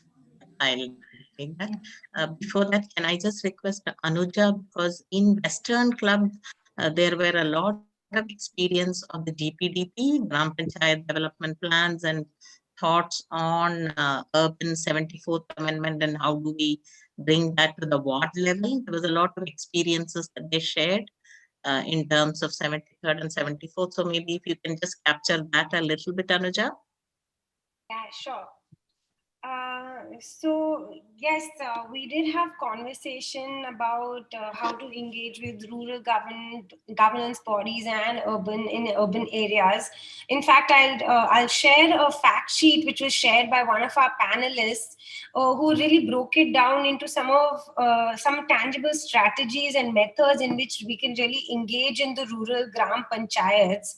And Mr. A.K. Singh has also covered a lot about the Gram Panchayat. So basically, I want to talk a little bit maybe about the urban aspect of engagement, where there was a lot of conversation about the ward committees or the Mohalla Sabhas, which need to be formulated and are getting formulated in certain parts and in certain regions, and how they play an important role in sort of monitoring the areas and promoting local self-governance in the areas, and how one of the strategies of this could be through social audits done by community members in order to track and monitor the issues of those particular communities, which formulates an important part of the 74th Amendment as we know it. And also, some of the conversations were about not really restricting to the binary of rural and urban, but also looking at urban spaces and integrating that using the 73rd and 74th Amendment, and how do we really push for the implementation of these, because as we know that these amendments took place, came into existence a while ago, but still there is a lack of implementation as far as the Mohalla Sabha committees or the ward committees are concerned. And if we really want to localize the SDGs, I think going forward it will be important to have these local self-governance structures in place. So yeah, so I would also like to share what one of our panelists has shared about engaging with the rural panchayats. And also another important, last point I would just want to talk about is understanding that the structures of rural and urban, yes, may differ, but it is also about engaging with them in similar manners and fashions in the framework of the 73rd and the 74th Amendment, which would be important. So yeah, I think that's what I would like to say. Thank you, Anuja. Actually, we have created one training manual on the rural and urban local governments and their structures and functioning and funding, so that civil society can engage with these bodies to see how the concerns of vulnerable communities can be taken forward. So that's one resource material that has been recently created under this process. I think the question that you raised from Michael, Mikhail, what at this point, like we have done with the 100 hotspots, where we have collated the data from the local communities and compared it with the state and the national development progress. So we would really look at getting this data that is being done at the regional levels to be shared and discussed with local government and the state governments, and then also collate some common concerns. Like one of the common concerns that was identified was education, particularly with the national education policy that has come out recently. Another was on goal 8, employment and decent work. A third one was on migration. So what we are really hoping is that at the regional level, we are able to bring in this data to be used by the state and the local government. And at the national level, bring it together like 100 hotspots for understanding the variations across the regions and also looking at policy implications. I mean, it's just a beginning with these clubs and taking it down to these communities. But we would really look forward to World Vision also being part of this process. You've always been part of our processes to take that forward, Mikhail. And I see both Jay Kumar and Mikhail are here. Yeah, so this would be something that would be a thing to move forward. Aditi, any other questions? No, I don't think so. We just wanted a photograph if before moving forward, if we can just request everybody to turn on their video so that we can take a screenshot, and then we'll just move on to the next session.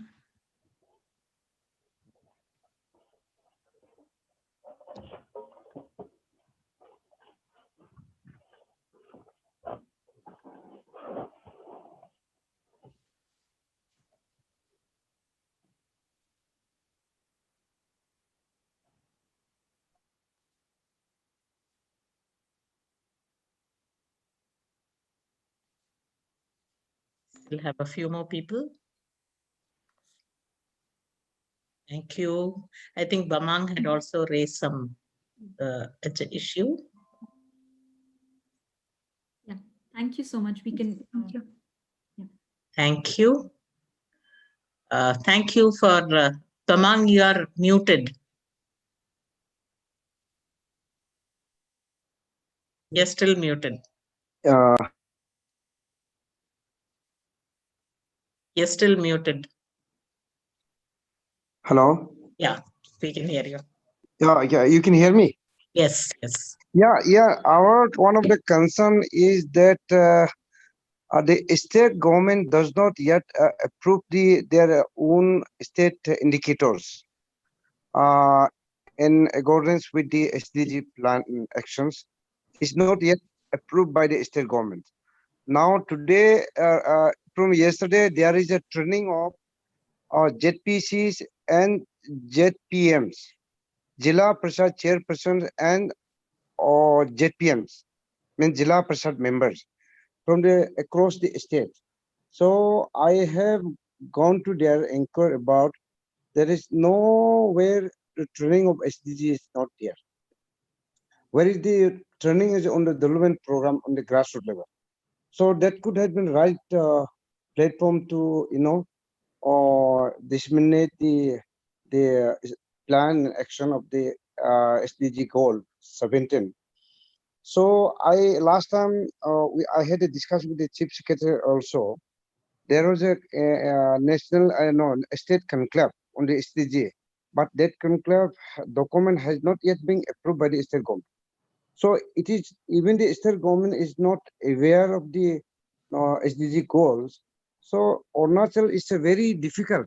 The informations are not being shared, not being known by the stakeholders. So this is one of the big challenges. So which need I have just sent the request need intervention to Niti Aayog because Niti Aayog is monitoring the state governments. This is one thing. Another is the data which is used by the Niti Aayog. I have seen in the last Guwahati conclave also, which notice state has come. There many state even chief ministers have also said that as a conflicting or kind of data documents are used by the Niti Aayog. So this also need to check. Yeah, that's that much only. Yeah, surely, Bamang, thank you. Surely these are things that, the fact that we are located in Delhi and nearer to Niti Aayog and you are located at another corner of the country from Arunachal Pradesh, I think it provides that link that we can take some of these things in common discussions, particularly now that we have the Northeast Club in that region. Okay. Thank you. Thank you. I would take this opportunity to bring in Oli Henman. Yes, Aditi. Annie, there is one more question. I think Dr. Dayed is raised his hand. Can we take that question and then move on? Yeah, please. Yeah, go ahead.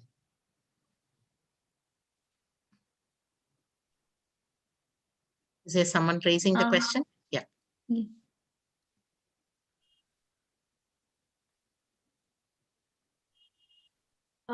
Dr. Dayed, you're on mute.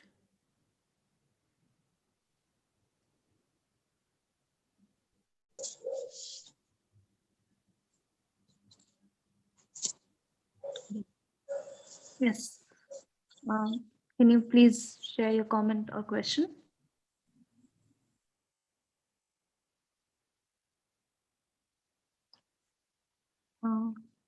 I think he's got. We can't hear you, Mahar.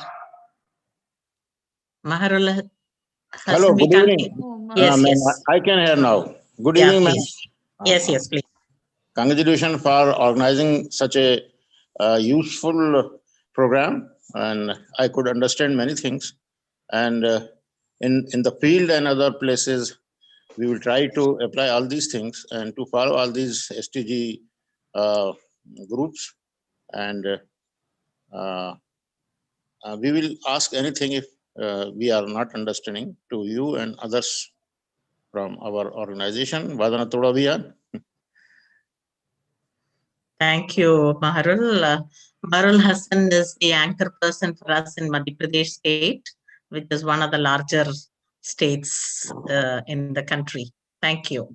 Thank you. So nice of you. Can I request Oli now? Oli Henman is very, very much known in the SDG world.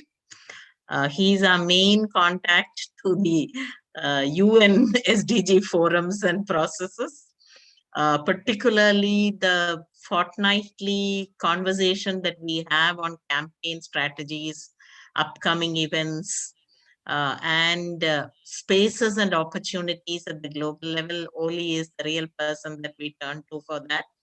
Oli coordinates the Action for Sustainable Development and has been extremely active in coming up with very innovative agendas of scorecard, of media engagement, of strengthening young activists to take up SDGs, and with the deputy SG actually. We have a real open space with Oli's engagement. Thank you, Oli, and also you've been very active in the campaigning space. And with the civil society shrinking spaces across countries, we do really feel the need to work across boundaries to pull some things together. And your Turn It Around campaign was really, I think, an excellent model. Please, happy to have you, and please share your ideas with us.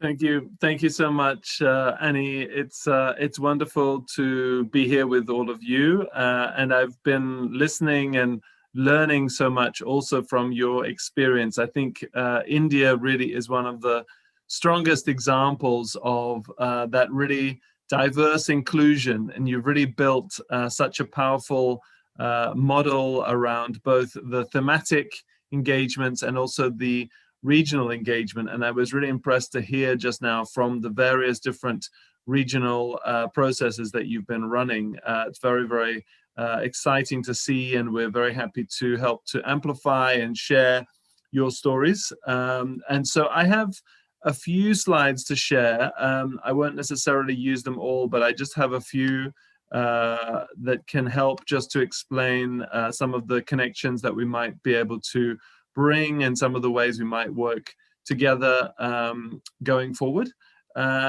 So I'll just see if I can get it. There we go. So as you say, Annie, Action for Sustainable Development is here as a kind of a space to share between civil society organizations around the world.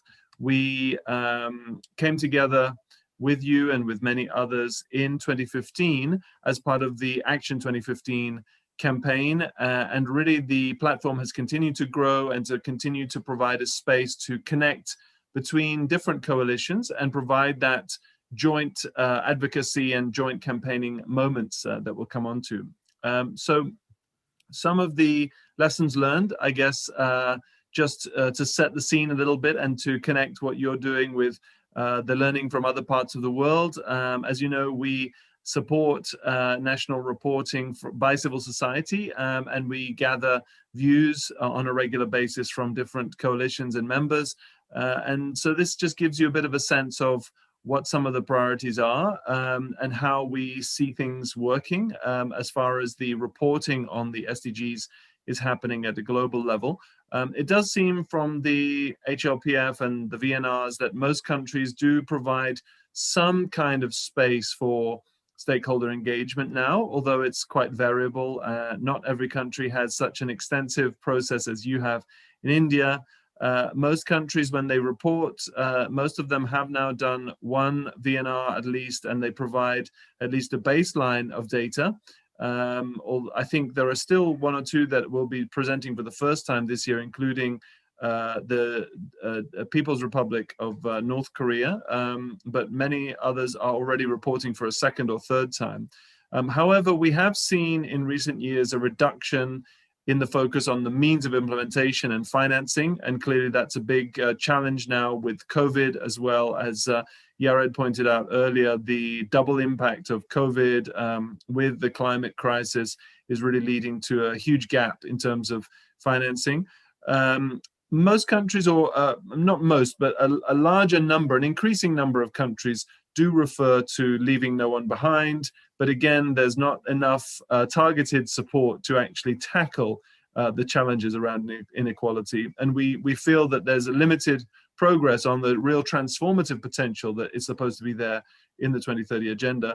And many member states are still not really willing to highlight what the challenges are. And they tend to focus on what has been described as tourist information videos, where they will present the good sides of what's happening in their country, but they may be unwilling to tackle some of the challenges that they face.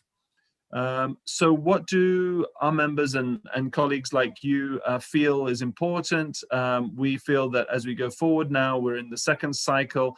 Information sharing is not enough. There needs to be real dialogue in the way that you are, implementing in India, national consultations that are truly inclusive of all people and that really leave no one behind a higher priority. We also believe in the importance of whole of society reviews. And so again, I think the India case is a good one from last year, and we hope that many other countries will continue to do that and go further. We want to see greater opportunities for coordination, and that's why I'm here today. We also really appreciate those who are able to provide independent analysis of progress. And I think, again, you have a great model for that, and to really drive that citizen-generated evidence. So we're not just providing a shadow report to the government, we're doing our own assessment alongside the official assessments. So as part of that, for A4SD, we do provide a little support each year for approximately 15 coalitions. And last year we were glad to collaborate with you at Wadanator Abhiyan and your broader networks. And we really think it's crucial that those broad coalitions can be supported in every country. And our website has the most comprehensive list of the civil society reports. Unfortunately, the UN is still saying they cannot directly host the civil society reports, although that is one of the things we're asking for in the HLPF review this year. And I know that some member states do include them as an annex, but we would like to see that as a standard practice, that civil society reports should also be included directly on the UN site. So we have a template for a people's scorecard, Annie mentioned, and this is based on the experiences, partly from you in India, from Brazil, from Kenya, from other countries that have very robust approach, South Africa, as we've heard today as well. So this is really about having a way that civil society provides its own analysis. And for us, I mean, you have done a process that really follows this, this model, but we really think it's crucial that we go through these steps, that you really broaden out coalition around the 2030 agenda, that you then assess the implementation and engagement as you are already doing, convene those multi-stakeholder dialogues, both nationally and subnationally across the country. And then ideally, this is the thing that we've been pushing for, is to encourage you to score the progress in your own view from 1 to 5 on each of the goals. And this allows us to do a comparison between different countries to actually say, well, what is the civil society perception on progress on each of these goals? And then once you've done that, to then submit that report independently to government and to the UN. And then crucially, and I guess this is where you're at now, the follow-up after the VNR. So what happens afterwards? How do you maintain that momentum? How do you ensure that governments are genuinely localizing and implementing the priorities that they've highlighted at the VNR? And it sounds like you're really holding them to account now, not just nationally, but also at the subnational level. And I think that's a very powerful approach. So this is just a slide to summarize the Leave No One Behind principle. I don't think I need to tell you this. You already are doing this in an extremely comprehensive way. This is just an outline of some of the key groups that we feel it's important to include. I believe that you've actually gone further than this, and you have many more groups. So it's great to see what you're achieving.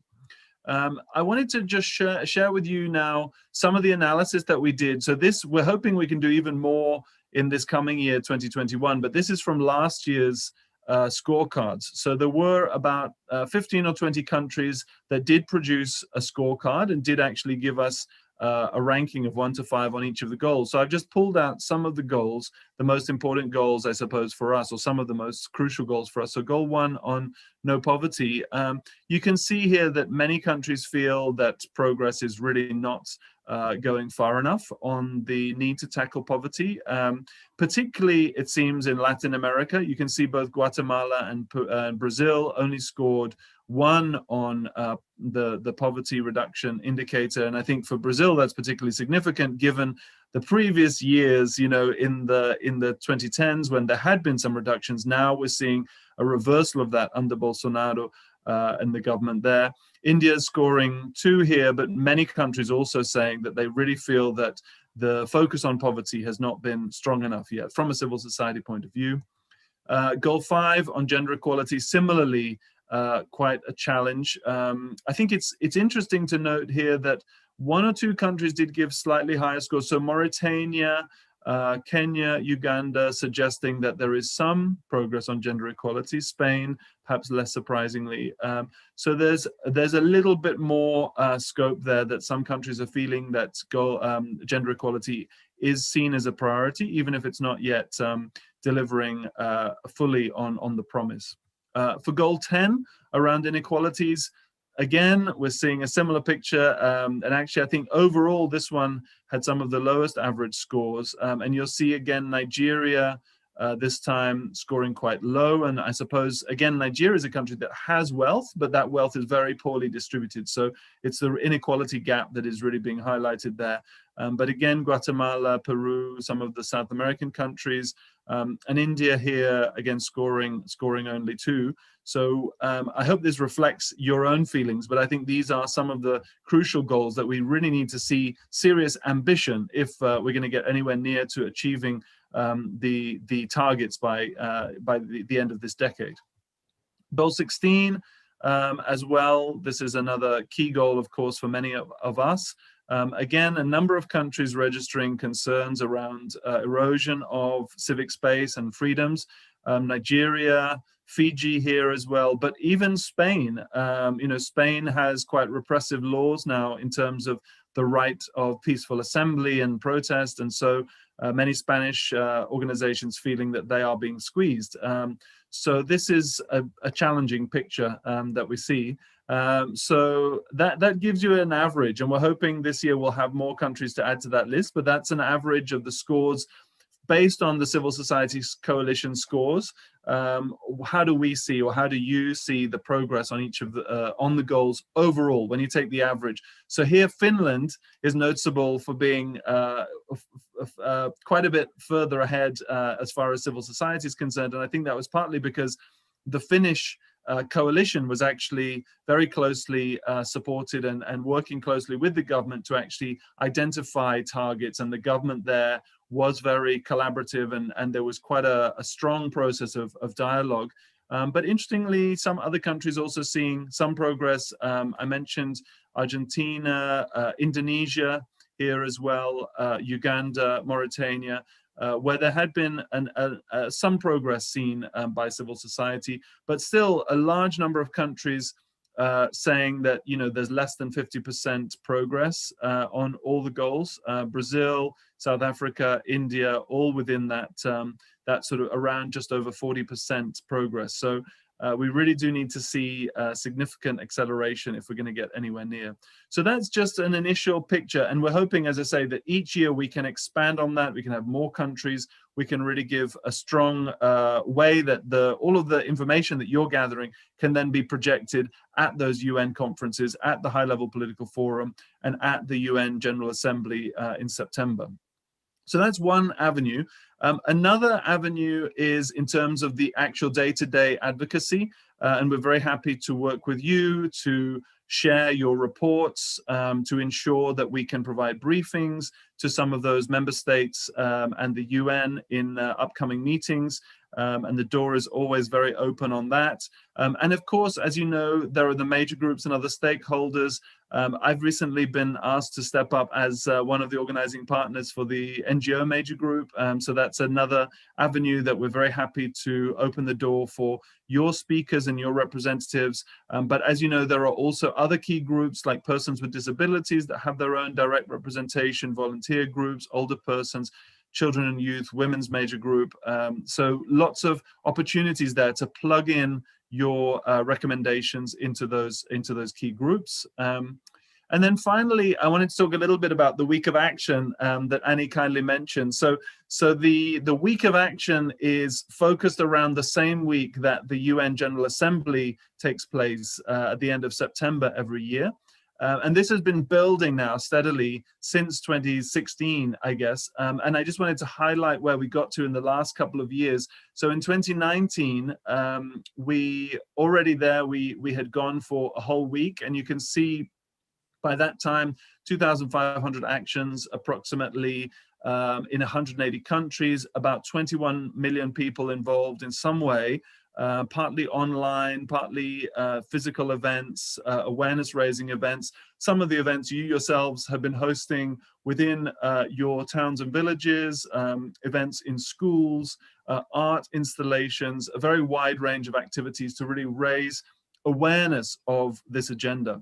And then last year, 2020, as Annie mentioned, we used the hashtag Turn It Around. So it had a stronger message. It wasn't just saying SDGs, but it was actually saying we need to turn it around. We need to turn the world around, partly in response to COVID, because we recognize that the impact of the pandemic was increasing inequalities and really leading to greater challenges in so many countries. And so Turn It Around focused on four main areas, on inequalities, on gender, on climate, and on civic space. And we really pushed this language that there needs to be a turning point on those key issues if we are to build back better, if we are to build a just recovery. And we did get quite a lot of cut through at the UN. As you probably noticed, the UN Secretary General started highlighting that this is a turning point, and he's continued to use that language into this year. A number of media channels covered it. And of course, the SDG Action Zone, which was fully online for the first time last year, which normally would be a space in a tent just outside the UN, but this time it was done as an interactive online space, and we were able to feature different voices from around the world on people that are taking action in their own communities.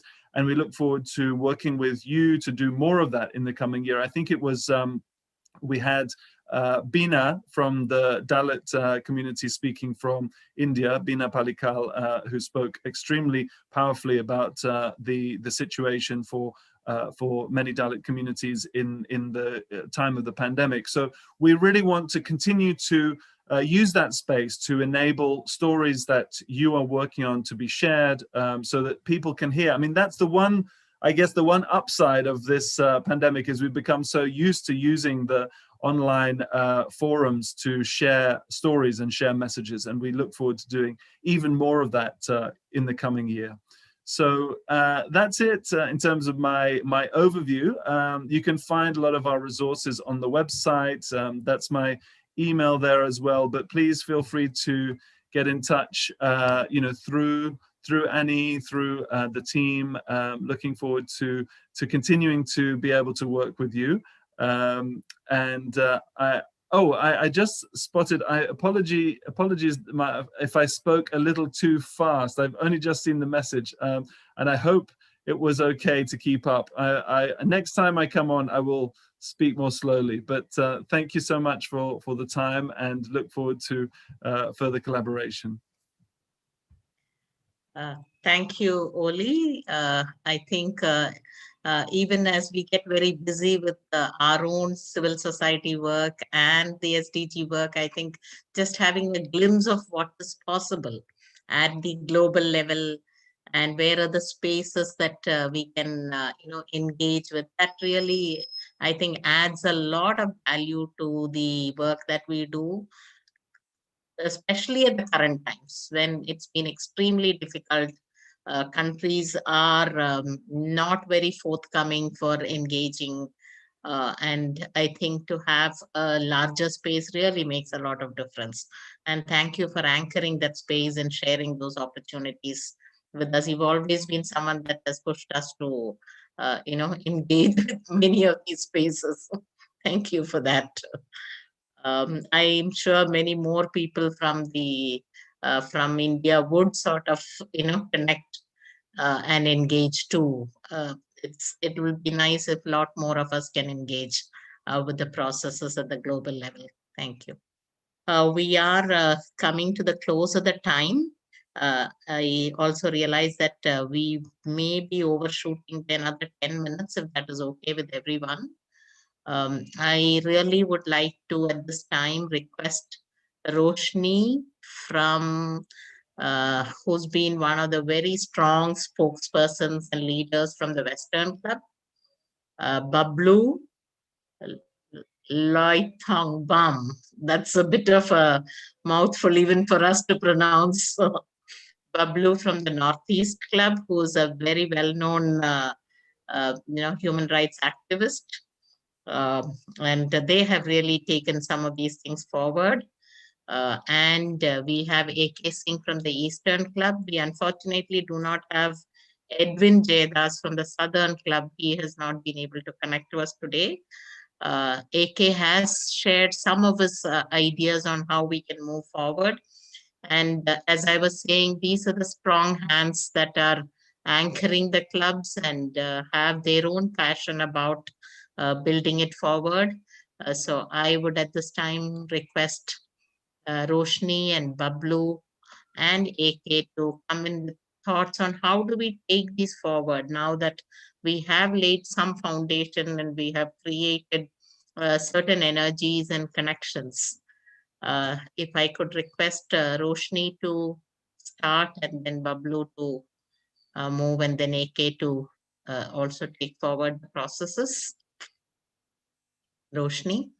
Roshni is the executive director for YUVA, Youth for Unity and Voluntary Action, which is one of the, I think, very first organizations that started looking at urban areas and young people.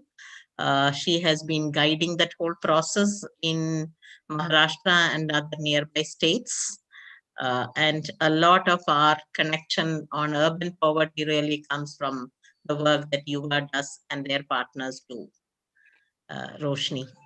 Yeah, thanks a lot, Annie. And I think it's been such a powerful and a very energizing, I think almost 2 hours now, more than 2 hours. And it's good to see the global expanse, but also in India, we are really pushing those boundaries, I think, across regions. So it's been personally very inspiring, although you are part of many of these conversations. I think just sitting here and seeing, what this is definitely always inspiring. I think today, of course, I'm speaking, as part of the Western Club, that whole network, but also as Vadana Todo, and also as Yuva as part of a member of civil society largely, and whatever. And I think AKG has covered many points, so I will try not to repeat, but maybe re-emphasize a few. I think one thing that's really coming out very strongly is we want to ride this momentum. What we've been able to do in the last 3 to 4 months has been, I think, beyond our expectations. So clearly, there is a relevance and there's a need and there's also an appetite for this and there's a lot of scope. So I think together we do want to ride this momentum. Specifically, I think one issue which is very important is the network. We must keep up the outreach and I think keep building and strengthening it. And that's our shared responsibility. There have been some comments as well, but I think that's very critical because civil society groups are not heterogeneous. You have some organizations that work across states, some which are very local. And I think the more of us come into this sort of a process, that's when the richness happens. And that's when the whole LNOB process can also actually be much more meaningful. So I think the expansion of that network is something that we do want to give concerted attention to going ahead. We do have a 10-year timeline. So let's keep at that. And especially in these times when civil society is under a lot of threat, these sorts of solidarities can be much more useful beyond, just the SDG space. So I think that's one definite area of way forward for us. I think the second piece is the whole evidence piece. We all know, that the data has to be localized, disaggregated, so on. AKG spoke a lot about capacity building. I agree with him. And I want to just re-emphasize that the local governments participating in even the data piece becomes very important, because ultimately that's really where that you can push for that evidence, accountability through evidence. So I think, one, we have to work with communities and civil society organizations so that they understand how to look at data. And there are many creative innovations which are already happening. I think, for us to even map that and understand how to make that participatory data happen, and then link it to the local governments, where I think our traction will be much higher. I think so that two-pronged sort of a look onto the data, which is basically towards evidence building, I think it's very important. And in terms of ultimately the issue that as civil society, we want to, of course, be part of the implementation, but it's also accountability. I think that's why most of us are here, to really push for that accountability. And I think local governments is where you will be able to get the most traction, but at the state level too, different states in the country have had different sorts of approaches. Some people have gone to the planning department. We heard that Arunachal doesn't really have anything. So while our feet are at the local government level, we have to keep pushing at the state government. And I think the regional network, the strength is in that we have people coming from the same state in a unified voice to really push for the state government to open up and really look at accountability of them. It's not just about, I refer back to what I think Anuja said earlier, that it's not just about co-opting the SDGs onto existing schemes and policies. I think that is what our government has done very well at the national level and at the state level. I think the SDGs are much more visionary, although achievable. So we need to also expand that thinking, that it's not just enough that you've fulfilled a scheme. Really make that connect to say this scheme is actually not what the SDGs are implying, if we want to really look at it from the LNOB lens. So I think making that connection at the state level is very important. Else we will, I think we will be co-opted to just pursuing schemes that already exist without really expanding that to, the larger goals that we are reaching for. So I think that is the third point. So focusing on that network and making it diverse, making it heterogeneous is very important. Looking at evidence both from capacitating civil society groups, but also the local governments, and pushing that envelope on accountability to beyond schemes that are already we've signed up to. And I also like what Oli said in terms of, this is not about our government going and just saying these are the great things we've done. We really need to ask those critical questions. And I think that's the role that a network like this, a club like this, can really do. Finally, one last point I feel is the structures. I think there is a lot of work for us to think and also discuss about how we structure ourselves without being caught up in, very formal and rigid sort of roles, because the role of civil society is very clear. How will we work together? We've worked as movements, we've worked as campaigns, we've worked together as parts of different unions. This is a 10-year journey, and it's a different sort of journey, right? It requires, it's a different space. There's also the international component. There is a civil society. There is the, local governments. There's also the political angle. So I think each club will have to decide at its level, what is that structure that works for that region, and most aligned to their state governments and their local governments. Because I think without some sense of where the structure is going, we might not have our vision might get dissipated, I feel. So I think the vision as well as the agenda and the structure have to go side by side. So these were just the, sort of the 3 points in terms of our way ahead, as well as how we organize ourselves to get there. I hope I didn't take too long, that I wanted to share. Thanks, Annie. No, thank you, Roshni. I think you really, because very often we get caught up in programs and campaigns and activities without really looking at what is the anchoring point or the structure of ours, coming together and how we communicate. I think that's really something that each of the club will have to set up in addition to the other points that you said. And you being one of the conveners of Vadana Todo, we should be able to put that together with all of us around. Thank you. No, I think surely it has created a lot of momentum that we don't want to lose, and can bring in, more energy to move it forward for the next 10 years. Thank you, and I'd request Bablu. Bablu comes with a long experience of human rights activism in Northeast of India. And Northeast of India, as Onil was saying, it's known more by the militant groups than the governments in the places. But Bablu and his team and many other friends have been extremely engaged with human rights promotion, violations, public public interest litigations, and now I think the drug issue is something that they are confronting at this point in time. So, Bablu, your thoughts on how we move forward? Right. Yeah. Thank you very much, Annie. And again, thank you once again for this really lively and wide-ranging discussion from the global to the really local experiences. Yeah, I also see this process as a two-way process in as much as we are generating citizen data from the most remote and left out communities. It is also opening up imaginations for the people who have never heard of, forget about SDGs, even these 40 schemes that A.K. Singh was saying. I remember when we went to Kachai village in Ukhrul district in the northeast of Manipur. Again, Manipur is already quite remote, and Ukhrul is in the northeast bordering Myanmar. And in that, we went to this Kachai village, and they were not aware of the workings of the PDS system. So there is chronic, corruption in that processes.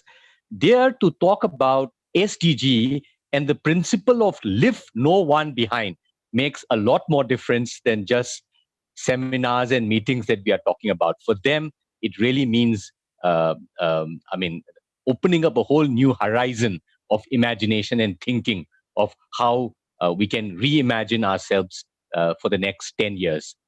So I would like to underline the fact that this SDG for people working in isolated areas and in areas where the systems and structures have been quite repressive is the dimension of space that it opens for common action from different civil society groups, engaging the government. And as my friend Bamang was also saying, it is an opportunity for us to do advocacy even in our own state governments who are mostly unaware. We remember when UNDP supported this vision document of 2030, they left out many of the issues. So of late, out of this project, what we were able to do is also to build up a coalition of civil society in Manipur itself of 3.5 collective, because vision, our goal number 3 and target number 5 is about drug use, the abuse of substance and harmful use of alcohol. And around that, we are able to build quite a significant civil society coalition and have been able to take up many advocacy work which otherwise was people were doing individually at their own. And now we were able to build a synergy by bringing them together and engaging the government. And let me tell you, the happy story of our advocacy work is that the planning department, when they were writing 2030 agenda or the 2030 vision for the state of Manipur, they completely forget 3.5. Now the planning department agrees to do an addendum to the vision document of 2030, and now they are quite ready to come out with a new strategy of how to achieve agenda 3.5. So from now on, the other concern that we have is we went to these remote areas, we collected data of people's lives, and this create an expectation from these people. What is going to happen? So when we first went to the villages, they said, it has been 2 times already. People like yourself have come and gone with our data. What have you done? So our response was Agenda 16. We are here to catch those people who have taken data and done nothing about your work. So that's where our Agenda 16 kicks in, that we are looking at systems and structures and why they are not functioning. To me, the most critical point for us is we don't want to leave these people, we have kindled their imagination. I think we have a responsibility for us to continue to walk with them, and I think some kind of an endurance and continuity of this process that we have undertaken is extremely vital for me. The happy story is that with the little resource that HRF has provided, we are able to set up a small. We are in the process of setting up a small, hub for doing digital meetings. At the moment, I'm working out.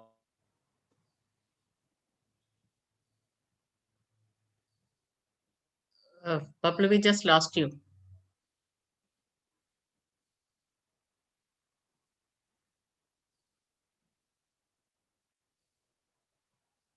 And I would like to. We had lost you, Pablo, in between. Oh, sorry. Sorry. Okay. What you're setting up. Yeah. Yes. We are setting up this hub where we can communicate with people a little more easily and little more smoothly, because communication is critical, particularly in the Northeast, where the trains have not reached. The terrains are extremely mountainous. But nowadays, people do have a smartphone in almost any village, even in the most remote village. So one mobile phone and a hub through which we can communicate would be very critical. And to me, these kind of processes have to continue. And I think we need to strengthen the communication bit so that the exchange and the learning process continues. But talking about the learning process and also picking up on what Ollie have mentioned, I think there is a need for us to globalize these learnings that we have done. We from our side would be, for example, very keen to see how it is possible for us to link up with other groups who are working on the issue of drug addiction and harmful use of alcohol. Is there groups in other parts of the world who are specifically looking at 3.5 Collective? Particularly among the indigenous communities, it will be extremely useful for us to make that kind of a collaboration. If platforms like Wadana Toro or the SDG platform in Germany, is it possible for us to scale up our work that we have done in our very local experiences in terms of sharing with similar situation? Even within India, we understand places like Punjab are very badly affected. So is it possible for us to look at forging new alliances, this exchange and learning processes beyond the local and national? Is it possible for us to do? Is it possible for us to imagine or set up working groups, thematic working groups, globally, or at least at the Asia Pacific level? The drug problem, for example, in Manipur is very closely linked with the Golden Triangle, the tri-junction of Myanmar, Laos, and Vietnam, and it's a spillover of that process. Is there a way in which one can collaborate across the boundary with civil society groups from these areas? I would be very keen to explore these areas and maybe do a little research on this and see how we can move forward. So the critical point is, you have rightly pointed out, we have laid the foundation through this short project. We have kindled imagination among the communities, and also we have developed some expertise and some infrastructure of hubbing and continuing this interaction. Now we need to build on this with a perspective which is global, and by ensuring that how do we develop this learning process and exchange of knowledge and ideas and move forward. To me, that is very critical. Let me stop at this because I understand we have already quite overshot the time as well. So I'll keep myself shut from here, and would like to listen more, and maybe we can continue the conversation at a later stage. Thank you, Annie.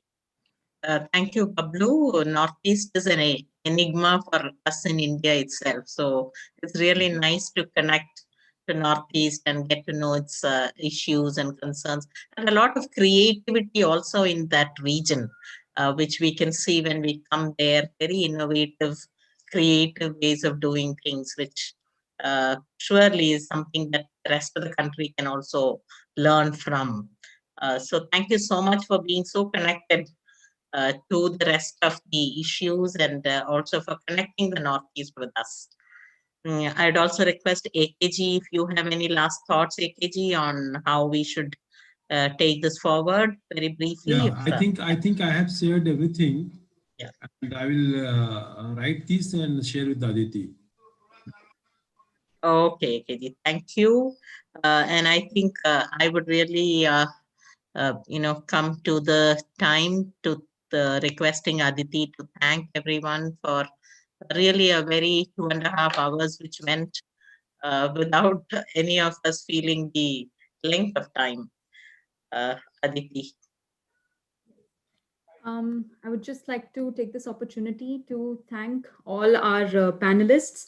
Thank you, Anuja, Nirja, Murugesan, and Onil for anchoring the regional SDG clubs and for sharing your learnings and experiences over these past 4-5 months. Thank you to Hannah and Yared for sharing the insights from the SDG clubs in Germany and South Africa. It was a really good experience for us to hear about how the those clubs have evolved.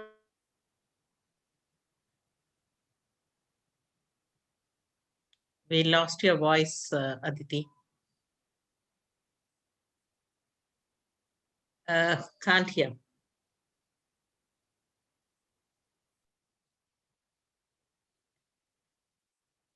Long-term perspective for these clubs, which I feel is extremely important. Thank you, Annie and Aditi, for moderating this session and for really taking the conversation ahead. I would also like to thank Usma, Lydia, and Nareshji for facilitating the session and for organizing it and really handling the logistics to make sure that the session goes as smoothly as possible. A big thank you to Vijaya, Suraj, Siddharth, Pragya, Naji, and Chaitra for the sign language and the language interpretation. I think, this is the first time we have conducted an event with that many interpretation and sign language options, and it was something that we will definitely do going ahead because it really facilitates an inclusive session.